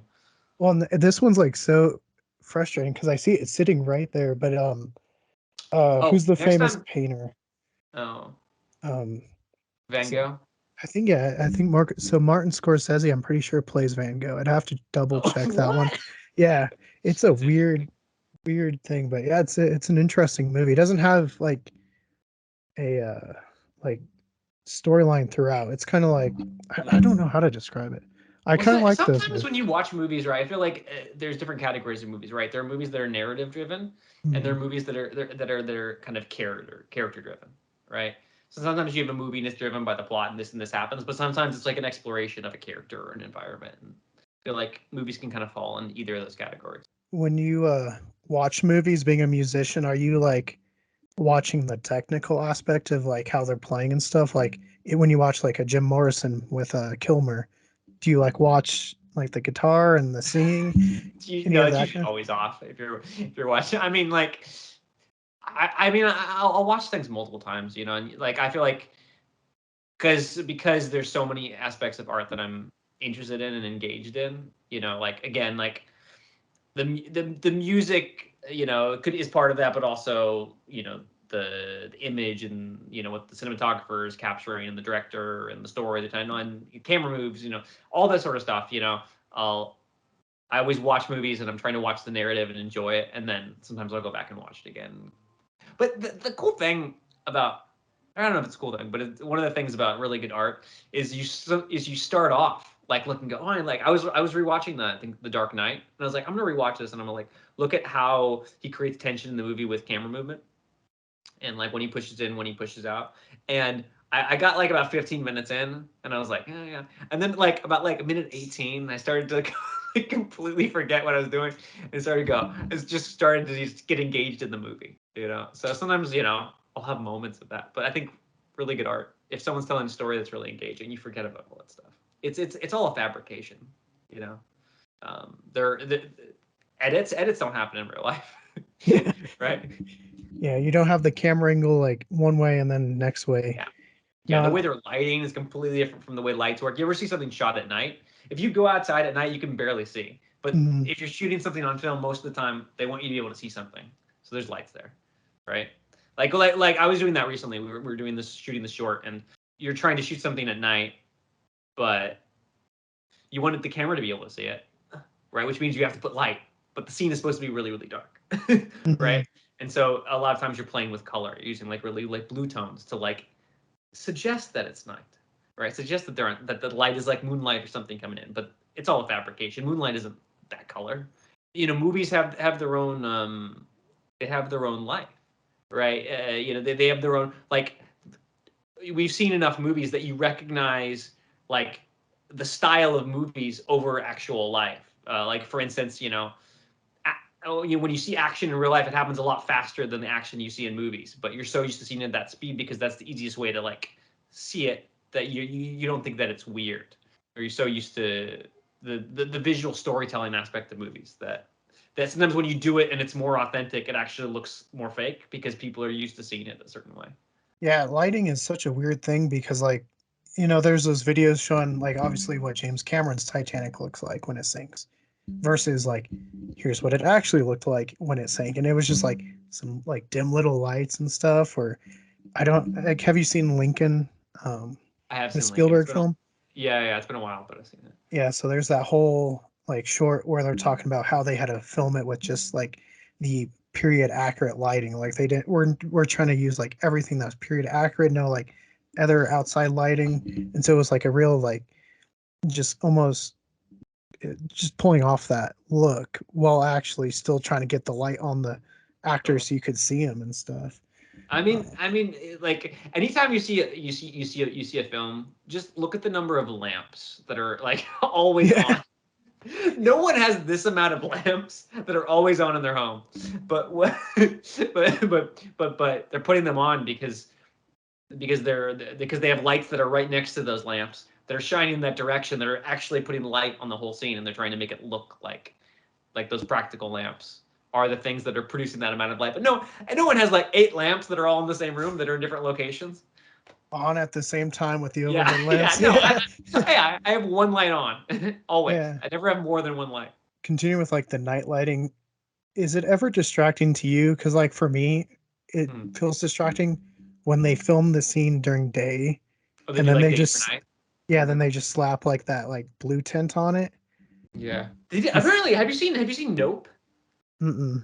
That's the new Jordan Peele film. Apparently, they did something different with that, where they did day for night, but they also filmed it, I think, in what's it, not ultraviolet, but they filmed it in a different light spectrum, and so they combine those two to like make it feel more like that. I think, with all these movie things, again, like if the story is good enough, the acting is good enough, that the the script is good enough, I always get pulled in.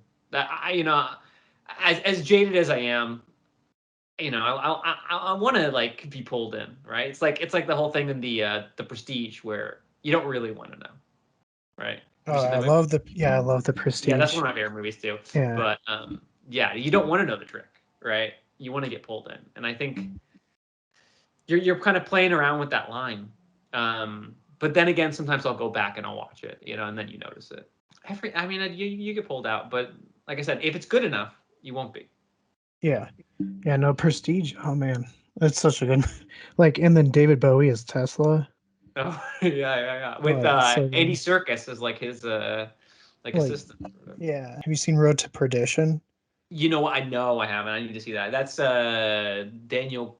Is that who directed that? Is that that's Sam Mendes, right? I think so.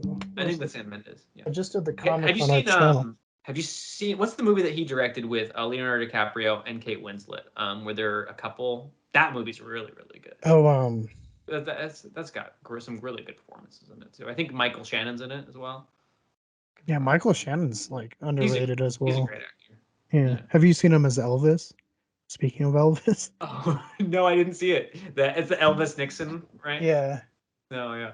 That one was kind of fun. Like, obviously, he doesn't look like Elvis, Yeah, not at all. but I think his like just the way he talks and moves and stuff, like I think was like pretty good. Like, and I it's love just so fun because it's just these weird actors and not, I don't know. I guess with some movies like that one, there's people involved where you feel kind of weird talking about the movie at times with people. Oh, you mean about like Kevin Spacey or whatever? Mhm. Yeah, like Yeah, I with mean, Baby Driver and stuff like that. yeah, it. I kind of go back to my personal like opinion and all that sort of stuff. Is if it's good enough, hopefully you should get pulled into it, right? Yeah. Hopefully, like, I think if you can go to and do it with an open mind. I'm not, like terrible person. Yeah. Should be working, all that sort of stuff, right? But I do think he's a really good actor at the same time. Yeah, like Um, Seven. Seven was really yeah, he's good. great. He's great at playing creeps. Yeah, I can enjoy people's art even if I don't necessarily think they're a good person. I mean, if you think about like, I think sometimes we're fascinated with people who. I mean, you don't want to support people, right? At the same time, you don't want to support people who are doing terrible things. But I mean, like if you think about like history, right? His History Channel's got like Hitler Week, like Right. Nazi Week. Like these people are very very interesting. These like terrible terrible people. You don't want to give money to someone who's doing terrible things, right? But at the same time, we're fascinated by stuff. There's that Jeffrey Dahmer series that everyone was watching. Like, I didn't see that one. I heard yeah, it was pretty good though. I heard it was good. I didn't have any interest in seeing that, but Yeah. I think the last Dahmer one I watched was like there was a Jeremy Renner one oh, that he I did. like it. Yeah. Yeah, he did one a long time ago. That's the last one I saw. I mean, I saw the Zac Efron Bundy one, and I Oh, thought that I was went kind of to good. a yeah. I watched. What did I watch? I watched a documentary actually. There was this Netflix screening that I went to where the director he had done a documentary before he'd done that movie on Ted Bundy, which I thought was kind of interesting. I guess he decided, and there was a Zac Efron one, so I watched like one of the episodes of that. What when you're so when you I'm curious when you're making documentaries because I studied like a little bit of documentary filmmaking in college. You in terms of like the story that you're telling, you're telling doc stories about people who are no longer here, right? You're not capturing stuff live. So I guess at at what point for you do like in terms of making things as authentic and as accurate as they are, on what side of the line are you in terms of that versus like being entertaining? Because I know when you are filming something and it's like live in front of you, obviously you're having some impact on Mm. the scenario, right? Now that doesn't happen when you're making a documentary about something in the past, but and I'm not sure if you guys are in your documentaries or not because I haven't watched your stuff.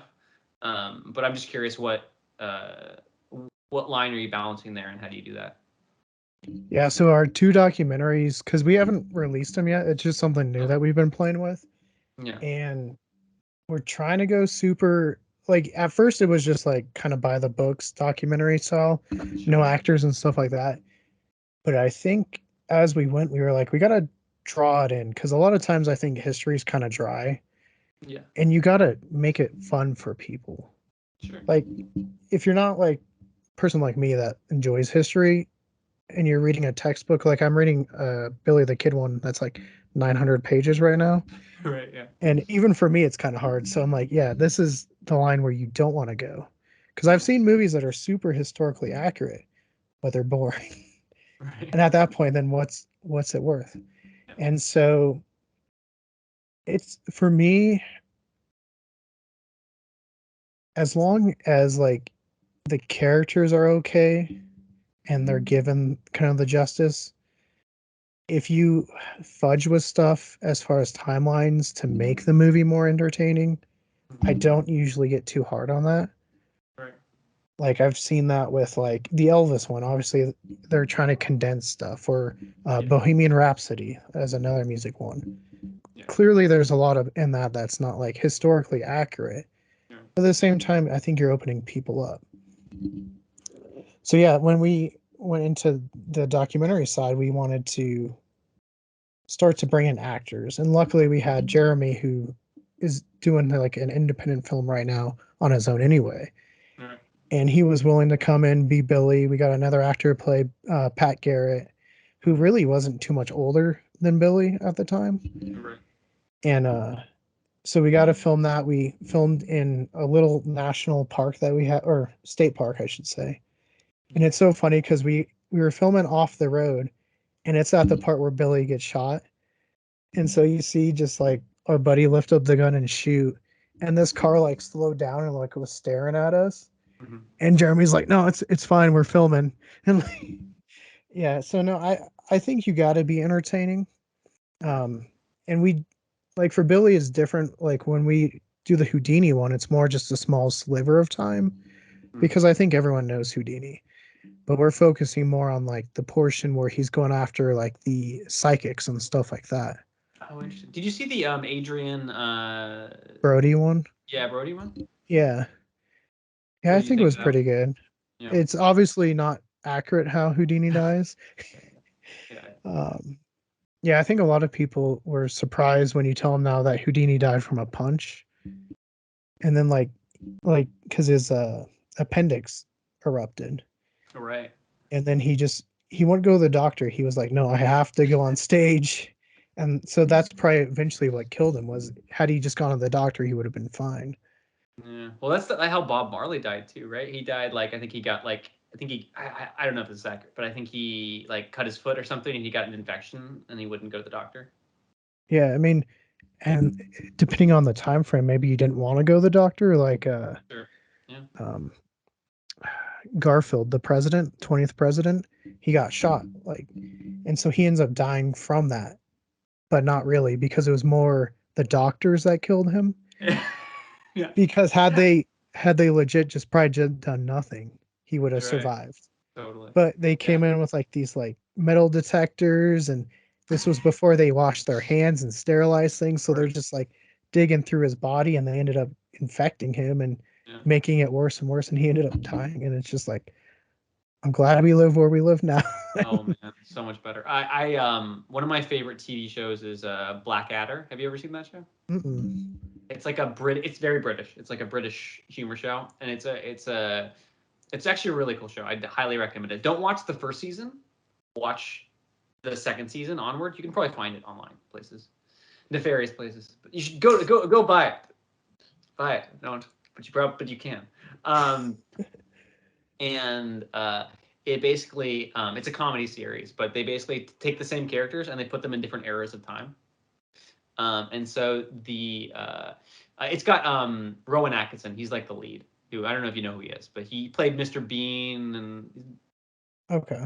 and Johnny English and a bunch. He's like a famous British actor, but famous physical British actor. But they go through different periods of time, and it follows this character Edmund Blackadder and his servant Baldric, and in and basically in each season he plays like a descendant of the previous person. So every Okay. season they skip forward like a few hundred years. The first season's like Henry VIII's court, and the second season is like during the French Revolution. And then the third season is like during World War One, like in the trenches. and each season he like goes down the totem pole. So he starts off and he's like in the royal court, and then like in the second season, then he's like a servant to someone in the royal court, and then he's like an infantryman. So his life gets progressively worse through the years. But you should definitely check that out. It's really funny. Yeah, But no, I'll basically, have to yeah, check that out. it reminded me of that because they've got a whole thing on, like him going to the doctor and saying, you need to get leeches for this and 2 Mhm. leeches for that and 3 leeches for this and all Yeah, the no, crazy. like who was it? I think it was Washington to like treat his illness. They just bled him. Like they Yeah, would just bleed you out, and it's like, well, no wonder people were dying back then. Like that's crazy. I mean, I'm sure 200 years down the road, people will look back and be like, look what these people were doing back then. no, I mean, yeah, that's you do Hindsight's the best you 2020. can until you know more. Mm. Um, Yeah, which is another kind of weird topic, but we try not to get into anything like that because I think people too have so much emotions drawn into everything. So we try to stay like at least 20 years behind. oh, you mean what do you mean in 20 years behind in terms of? Just like history or anything like that. Yeah, Sometimes we'll do more current events, like we did some stuff on like 9/11 and stuff, but that was more personal stories we told about. yeah. Um, but yeah, most of the time we just try to stay 20 years in the past because I think That everything makes else sense. is too fresh. Yeah. Well, I think just everything anymore is just too, I don't know. Everyone's like so one side versus the other, it seems like. Yeah. Well, again, this goes back into like technology, and people will get super insulated, and my YouTube feed is cultivated by all the different videos that I've chosen to watch and all the videos that have been recommended to me. And the other thing too is just getting angry is something that like fear and anger, or our bodies have evolved to have much stronger impulses from like fear and anger than they do from like being contented and well-being, right? There's a societal no, there's a biological element to if something's going to eat you should be really really aware of that versus something that'll like give you happiness. And so your body responds a lot more to that sort of stuff. So that's the sort of stuff that tends to both um, get passed around, but also it affects people a lot more. Mm. So I don't know, I always try and like I don't know. Again, it goes back to like appreciating things, and trying to kind of enjoy what you have, as well as striving for things as well, Yeah, because no, it's so that's much easier to get lost in being angry and being upset and being outraged and all that sort of stuff. And there's things to genuinely be outraged about. I'm not saying there aren't, oh but yeah. Yeah. I'm not saying don't be angry. It's just like yeah. it seems like the silliest things like I was saying brushy bill or Mhm. like we do a lot of dinosaur stuff. Okay. And if there's a dinosaur model in our video with lips, I swear it's like the end of the world. And I'm just like, it doesn't have to be. I mean, if you want to imagine the dinosaur without lips, that's fine. But it's not gonna like change the world if that one has lips or not. Yeah, I mean, like you said, there's stuff to get mad about, but then there's stuff that's just like maybe we should just like knock him. I don't know. I try not to pay attention to negative things unless it's like a constructive thing. Yeah, where you can build off and Sometimes try. it is. Sometimes it's like, oh yeah, that's a mistake and that should be fixed. But a Mhm. lot of times it's just people venting, right? So Which is good at times too. You need a vent. Don't hold it in. yeah, You know. no, to the Constitution, right? That we Right. all have like freedom of speech. Mhm. So you do what you got to do. Yeah. No. Sometimes I think best thing is to get back out in nature and just kind of get away from everything. Yes. I think it's such a cleansing thing. Like we do that every once in a while. We'll just drive out to the middle of nowhere and just like enjoy it where there's no phone signal and you're almost forced to do it. But for me, I enjoy it. I like rock No. climbing, hiking Oh, mountains dude, because we're in Colorado and I went rock climbing the other day. I love rock climbing. That's probably one of my favorite sports. To do. It's yeah, it's super chill. I always thought like if I didn't live in like if I didn't want to do acting or do anything like like that, it'd be super cool to be somewhere in like Colorado and just go climbing, just be a bum. yeah. But yeah, No, funny. climbing is so much fun. I used to Man, me and my uncle used to climb mountains like almost every other weekend, like the Oh, that's 14ers super and cool. I stuff. never had any family members who did that. I gotta like find my own crew. I just finally started doing it again. I was in the climbing club at UCLA for like a few years, and then, like I used to hang. I didn't hang out as much, but I hung out with some theater kids. But I would hang out a lot with the rock climbing people, and like we go like bouldering or go outside and top rope and stuff. And it's only like till this last year that I've really gotten back into it. It's so much fun. The community is so nice. Everyone is just super chill, super supportive, and it's fun. It's fun doing it. And now the climbing has gotten so much bigger. It's crazy. Like Yeah, it's like gym culture. Like it's its own thing now. But climbing outside is like the most fun because it's nice to just be outdoors. But yeah. I um, mean, the 14ers, like when we climb them, just the views, and you're up there and you're like, you know, your breath's taken away because you're just like, this is so like absolutely gorgeous. And like, how many other people will see that? We see life from such a different view, and you're up there and you're like, it just kind of helps bring your life back into perspective a bit. totally, just bring you Uh, back to the present. That's cool, man. Which of the 14ers have you climbed up? Bierstadt was my first one. I've And I just done think, mostly rock climbing. I haven't done a whole lot of like mountaineering stuff. yeah, no, I think Bierstadt is like a super easy one to start with. Mhm. Um, and we kind of did that early in the season, so there's still a lot of snow. So on the way back, we actually grabbed our ponchos and like slid down the hill, and we'd walk back up and slide down. Like we Oh, were that's so tired, but it was so worth it. I mean, I want to do like Evans and Pikes Peak and stuff. mhm. My buddy, when he was young, at the time he was the youngest one to climb Kilimanjaro. Oh, wow.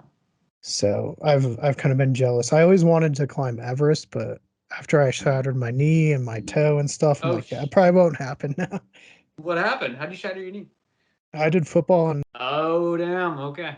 yeah, and then my toe was just I guess you get old and things can break. Like I don't remember how it happened, and it hurt. And I walked on it for 2 weeks. I went to the doctor, and finally they were like, "Oh yeah, it's fractured. We're gonna have to take the bone out." They didn't put anything back in. And Oh, I was like, oh, I wow. laughed because I was like, no way it's shattered. Like I didn't believe it. I think I might have broken a bone in my foot once, and I didn't go to the doctor. I just like rested it for a couple weeks, and I was able to kind of start walking again. But oh man, that's great. They didn't put anything back in. They just like took it out. It They're was a like, you super can't do fast anything. surgery. Like, so you can't use it now for like climbing and stuff, or I haven't. So that was this year. I just started kind of getting back. Like I had to almost relearn how to walk, which was kind of a oh weird my god, sensation. that's crazy. Yeah. And then, yeah, I haven't tried rock climbing. We do have a rock climbing gym now, which I Mm. figure is probably the safer way than just like, let's go out to Garn the Gods or something like that and try it. Well, But I mean, yeah. climbing outdoors is, if you use the right precautions, isn't Mhm. really that dangerous. And you generally don't climb as hard outdoors as you do indoors. You know what I mean? It- Because it's y- scarier, right? yeah. And usually you're by yourself, so you're not like, or not by yourself, but there aren't all those different people you're like competing with. Like, I don't know Oh if you're yeah, ever in yeah. the gym and you're like, all right, that person's climbing way faster than me. I got to get up there. I feel like generally people get hurt more in the gym because of stuff like that. Because Mhm. they get competitive and they like overuse injuries. And I dislocated my right shoulder and I was bouldering or whatever. I was like doing like a lock off that was like on an underhang or an overhang, and I was just like I did the same move like 10 times, and eventually my shoulder was like no. It's amazing. Like, your fingers, like how strong they have to be, and like your joints and everything. And everyone like thinks it's in your legs, but it's like your hands and stuff and your arms. Yeah, a lot of it's like core strength. A lot of it's like, and Mhm. a lot of it's technique. A lot of it really is technique, and especially like outdoors, just like trusting your shoes, trusting your feet. Do you do any free soloing? Not really. No. I'm not quite there yet. I'm not opposed to the idea. I've done like I remember I was at a gym once and um there were I think I got confused or something, and there was like an auto belay because I was wanting to like do some like top roping, but there wasn't I didn't have a partner, and so they were like, oh yeah, use the auto belay. It's like right over there, and I didn't see that it was like on the ground, so I thought like, oh, you got to climb to the top and get it. So I was like, oh, I'll climb up there, and it was like it was like a 5'6" or something, or 5'7" or something. And so I climbed all the way to the top of the gym. And when I was like 3/4 up, or like at the top, they're like, "What are you doing?" And I was like, "I'm trying to." And they're like, "It's down here," and I was like, "Oh." So like, and it was fine. I mean, I got like a little bit sweaty, but I think the biggest danger with stuff like that is when people freak out. So, and that's a thing with climbing too, is when people freak out, they make poor decisions, and then they get hurt. Right? When I've seen people get injured, it's usually either people like who aren't paying attention, or it's people who like get really really scared. So I'm not opposed to the idea, but my climbing skills are not quite at that level where. The other thing you have to think about is anytime you climb something without a rope is like getting down. You have to know the route really well. You have to like trust that things aren't going to break off, or if they are, you've got other holes and stuff like that too. And I'm not opposed to the idea, but it'd be something that like I would have to like have done the route many times, and and it was probably like a really easy route. I would have like a backup plan if something went wrong. Yes, yeah, I definitely know I could not do a free solo because like I'm not a huge fan of heights, which Oh, is okay. like it Yeah. contradicts like everything I do. Like go to a city, we find the tallest building. I love hiking mountains and stuff, but I think the difference between climbing a rock face when you're tied in, like you feel secure, which is Yeah, well, almost you are. It's yeah, insane. There's an inherent danger to like soloing something. Anytime you do any sort of sport, and just anytime in life, there are calculated risks that you take, right? And you have to weigh like, am I willing to take this risk and do it? And I think if you do things with a certain amount of caution, or a certain amount of I think when people think of like free soloing or stuff like that, I think like these people are stupid, and these people are like a lot of sometimes maybe they are, but sometimes they're so competent, right, that they know they're probably not going to fall, and they're taking like what, like 5% chance something goes wrong. yeah. No, like have you seen the Alex Honnold Oh movie? yeah, it's great. Yeah, free. Yeah, Yeah, so that was my favorite movie that year. It was terrifying. Like at yeah. like just some of those, I'm like, there's no way I could be up that high Oh without yeah, a I mean, harness. Like there's no way. no, no, And like, it's yeah, when you're climbing and you're just focusing on climbing, though, it's not that scary. no, uh, I'm yeah, not saying that like I'm not like that thing is insanely scary. yeah, Right. All these things too, right? You're getting you get inoculated. Like, no one starts by doing that. You start by doing something that's really small, and you work your way up to things. That's how they work. yeah, But yeah, I don't think I could ever. I don't know. Like I said, if I were to free solo something, I would have to be at a certain level where, and I would have to have a certain amount of knowledge of the route that I was free soloing, and contingency plans for if things went wrong. yeah. The most fun thing out is just to go out and climb stuff, just like top rope stuff. You know, that's the thing about climbing outside, is you get to just enjoy being outside, and you're not as focused on like climbing super hard stuff. At least I'm not. You can save that for in the gym. You can just go out and enjoy being outside. And A lot of our outside ones are like the sand dunes, which I guess is harder than you would think because you climb up and then you lose. You climb up and you lose because the sand's like going. And so at the end of the day, it's probably harder than like the 14ers I've done, but like it's just so much fun. Like I don't know if you've ever been to the sand dunes, but it's just such a beautiful area.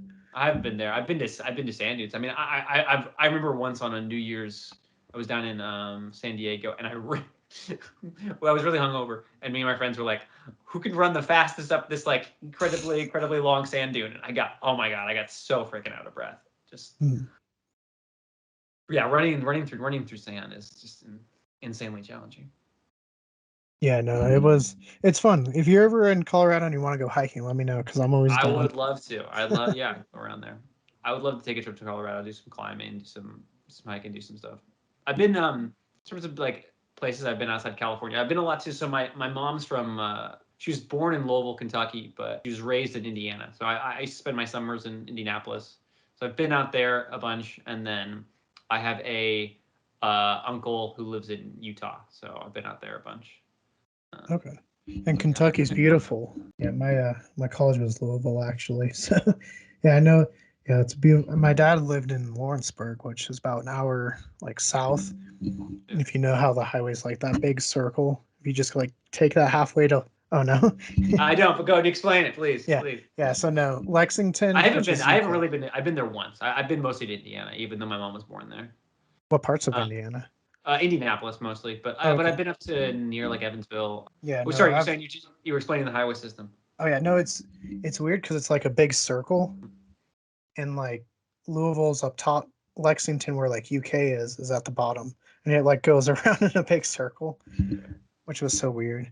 But yeah, no, I love Indiana too. I actually just posted about that on our Instagram because I have a lot of family in Indiana and Illinois. Because when my papu came over from Greece in 1918, he settled in Chicago and kind of branched out from there. But Are yeah, both your parents immigrants, or just or is your grandparents? Is your both your grandparents immigrants, or? so on my dad's side, yeah, they came from Greece. Right. So my papu came over and then he worked. And I don't know what jobs he did before, but he worked and got all the money to bring the rest of the family over. Right. Gotcha. As far as like on my mom's side, like they've been here a lot longer depending on the family. Some of them came from like Ireland like 5 generations ago. Interesting. So my dad's side is definitely a lot newer um, than like my I've got mom's that. side. I've got kind of that a little bit too. So my mom is like from the Midwest, and they've been in the Midwest for like a little bit of time. And I think the ancestry there is like Welsh and Swedish, and I think there's some Spanish in there. Um, and then my dad immigrated from Hungary.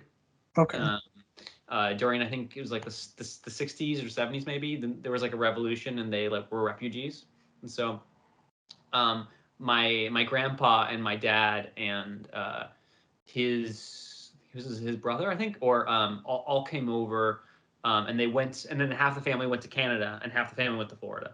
So Quite polar opposites there. yeah, they went different directions. Yeah, my papu, I think it was during something. And I don't know if it was the revolution or just like a little scuffle that was going on between like Greece or maybe Turkey or something. But they ended up leaving, I think, as almost a refugee, like a war refugee, because he was part of something. And then he came over, and like I said, he opened up like a candy shop and a restaurant. And then all the mobsters would come in at different times, like Bugs Moran and Dillinger and Oh Capone and wow, stuff. that's so Yeah, interesting.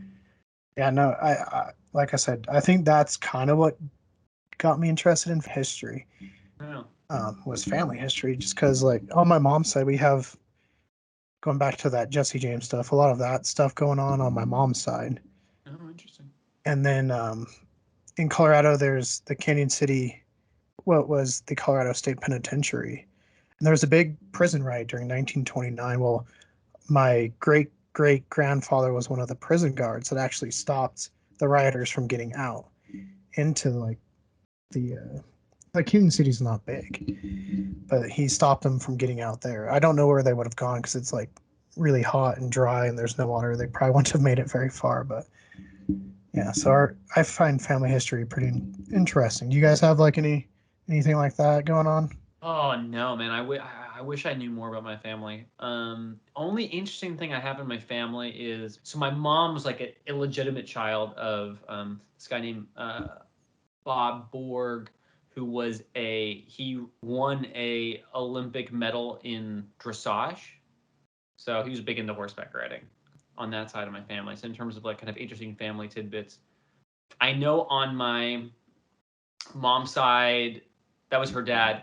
On my her mom's side, on my grandmother's side of the family, all of them were in the military, going way back. And I know I think my great grandfather was like a fighter pilot in World War One.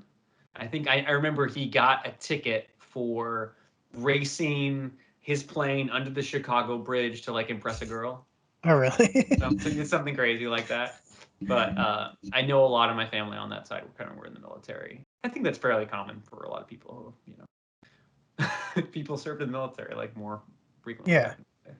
Yeah, the more you went back, you kind of had to serve in the military Yeah. too. So I know that about my family in terms of family history. Apart from that, that's kind of it. I wish I had more. I have a really small family. I remember growing up. I'm an only child. My mom's an only child. My dad has a sister, but I don't interact that much with that side of the family.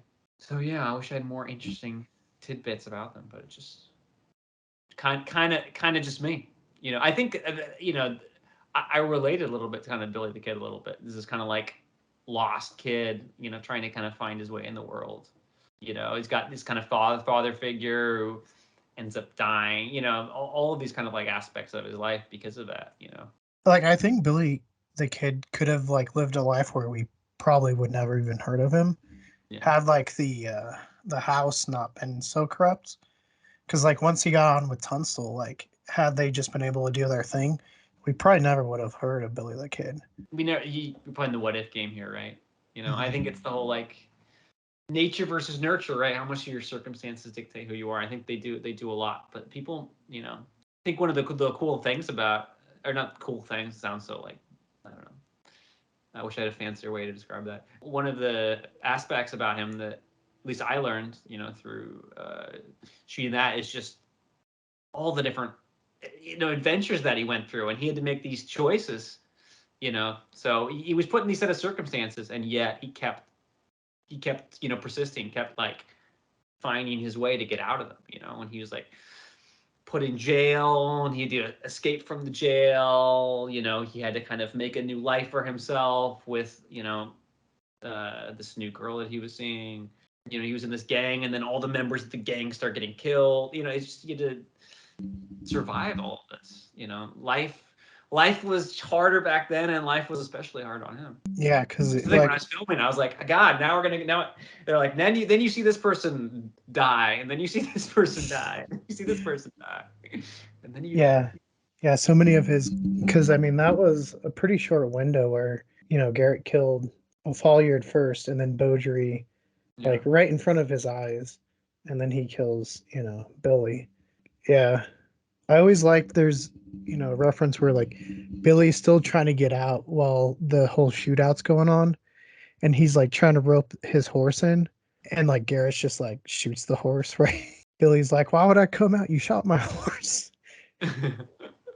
No, but yeah, it's much different times. You look at it and you're like, "How did we get this far?" Like, just all the different things. There's animals, there's people, there's disease, and like Yeah. sometimes you wonder, like, it makes you feel lucky how far you're here, right? Like, Yeah. somehow we made it.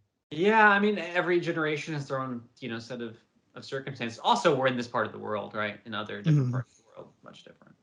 If you could go back and live in any era, do you have like an era, like besides the era, the time period that we're currently living in? Do you have a? I've always been interested in like the 30s and like the mafia stuff and just Chicago in that time. So I'd like to go see that. I wouldn't want to be part of it because like, Yeah, well, but all of these things that have yeah, terrible, yeah. I diseases, like you mean, said, and obstacles, and yeah, so many things too that we don't really have to deal with. Like, yeah, I was reading a book and it had to have taken place around Billy the Kid times, but just like something like the whooping cough, like was death, or the flu was death, and like it's just such a different time. And I don't know. I would be interested to see like Billy's time, and I think that's what's cool about Lincoln, New Mexico, is it's so much the same. Like it hasn't really changed yeah. since Billy. I mean, there's a paved road, but besides that, it'd There's be more cool to see. space. There's more. Yeah, just openness and wilderness. The 50s I think would be interesting, just especially in Hollywood with the different actors and actresses and the music and Sure. I don't know, the cars and just so many interesting stuff about the 50s. I don't know. What Yeah. about you? If I had to pick a era in Hollywood, I feel like it'd be like the '70s. There's so many. The '70s. There's so many good movies that came out in the '70s and the '90s. '90s is the best year. I feel like decade for movies. I mean, like the '70s probably is, but I like the '90s a lot. I mean, 99 for movies itself was Yeah, really it's good. insane the number of movies. That would be great. I don't know. I'd be so curious. Ancient Greece, Rome, or something like that. That'd be so. I wouldn't speak. I wouldn't know what was going on because I couldn't speak any of the languages. But so many practical aspects that would be challenging. Yeah, I feel like that would be really cool. I feel like the Renaissance would be really, really interesting, like to be in Italy during that time period. See what happened. Like people came out of the Dark Ages, there was all this culture and all, so interesting to see that. I think again, yeah, like America and like the 20s, or even in like the 1880s when there's like this, a technological revolution, but it hasn't quite like crested yet. Yeah. Where You've just got like trains are coming on yeah, board yeah, and stuff like that. exactly. Yeah. You've got you're on the cusp of all these new technologies being part of the culture, but you're not quite there yet. It'd be really cool to see like how people reacted to all this change and it's the thing too, right? It's like who's ahead of the curve, who's accepting of the new technology, who's embracing it. It'd be really interesting to see all that. Is there like anyone from history if you could go back and talk to? Like, who would you go back to talk to? Oh, man, I feel like it'd be cool to talk to any like famous philosopher, like Nietzsche or Kant or Plato, Aristotle. I feel like it'd be interesting to just hear how people thought back then and how they thought through things. I'm talking about like being in eras. I'd love to be in like the 60s, in terms of music and talk to all those people. I think if I wanted if I could play any part, it'd be fun to play like Bob Dylan in like a biopic or something. I'd love to, play that part. That'd be a really fun role. I feel like it'd be interesting to talk to kind of Hemingway or some like writer or philosopher from like a time period. It's really interesting. No, Hemingway would be good. Fitzgerald maybe too.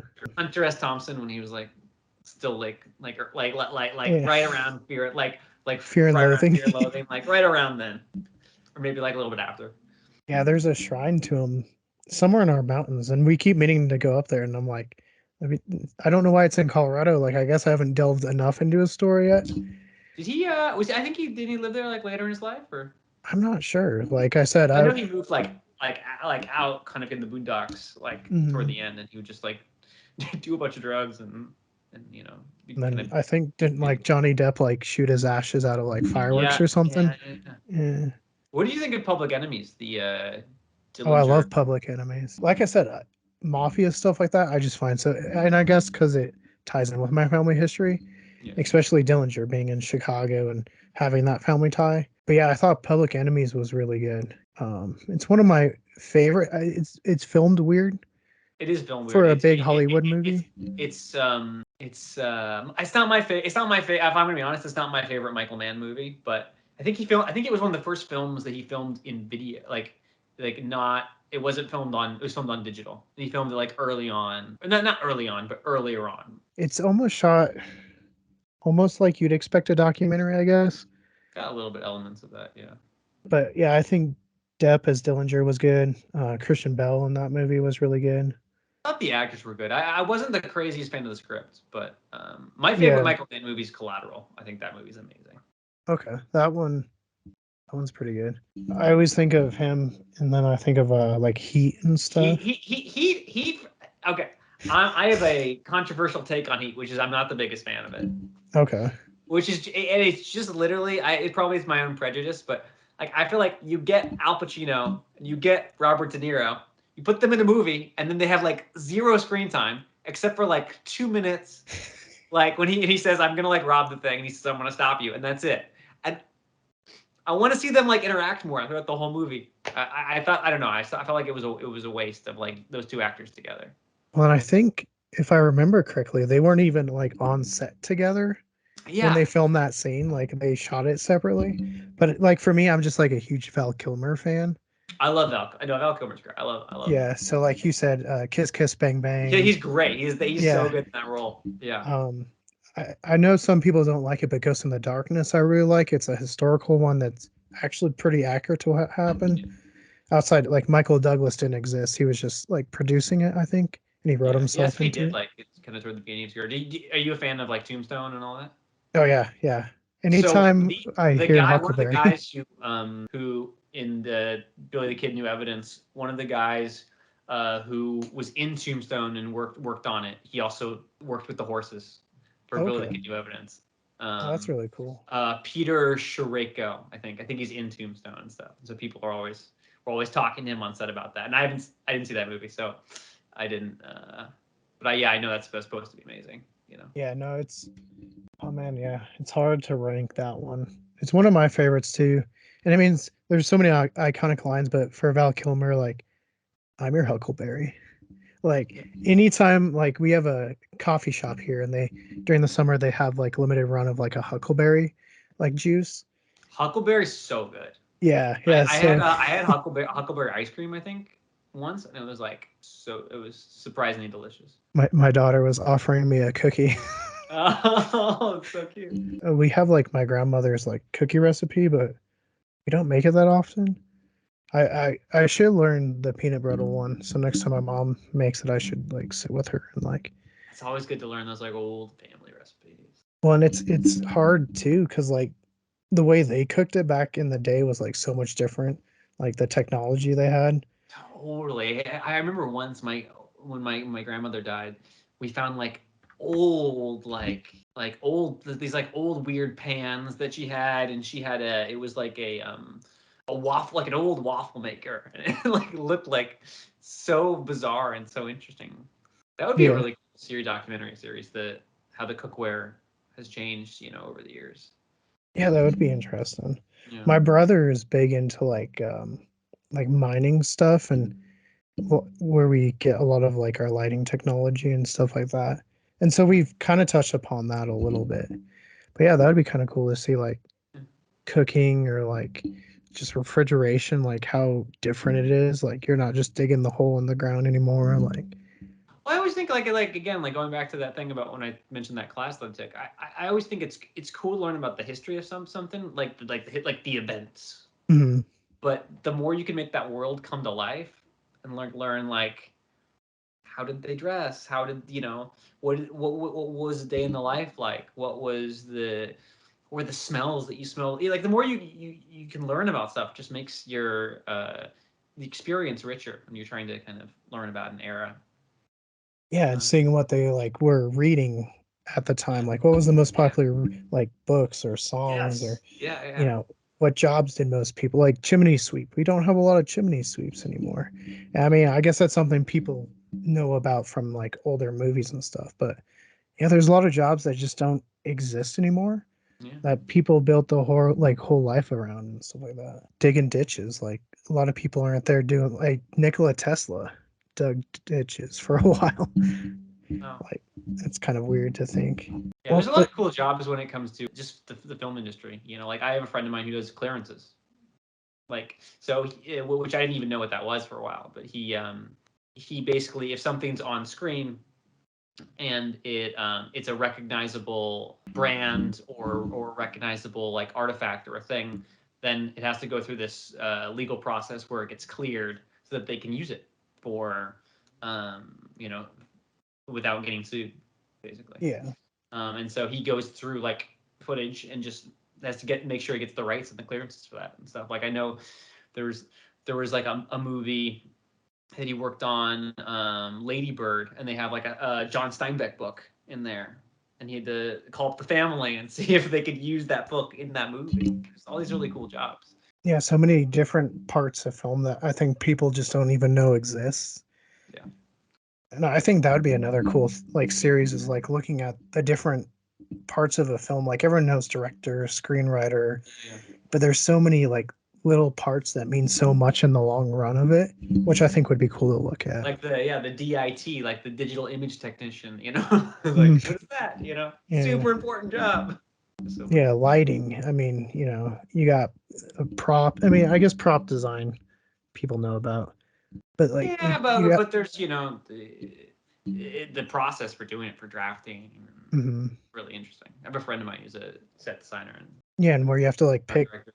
colors so they pop right or don't pop right and don't distract and like there's so much just thought. That's why I like film too. Is there's so much like when you watch it, you feel almost like you're watching that person's creation. Like you are watching the person's creation, but Yeah. you're almost like it's like a piece of their soul in a way that you're like feeling because like they've put so much time and effort into like this like baby they've created. Yeah, And I totally. think it's so cool. But yeah, thanks for joining us. It was fun. We'll have to do this again. And like I said, if you're ever in Yeah. Colorado, want to go hiking, let me know. I'll send you Well, some movies too. I have. yeah. You got to send me a list. I'll send you a list. Make it happen. Yeah. Well, thanks for reaching out. It's fun to chat for a little bit, and glad. Yeah, it's nice to meet you officially. Yeah. Yeah, it was good to meet you. Again, we want to say thank you to Jor-el for coming on and interviewing. This was a fantastic interview, and we definitely were able to cover a bunch of different topics. So we hope you guys enjoyed it. And make sure to go check out Jor-el's work. In the description below, we'll link all to the different projects so you guys can go help support as well. And make sure, if you haven't seen Billy the Kid New Evidence, go check it out as well. But if you'd like to see more Culz interviews, click that link to your left. If you'd like to see more about what we're doing here at Culz Paranormal, click that link to your right. And don't forget to hit that like and give us a subscribe. And let us know, have you seen Billy the Kid New Evidence?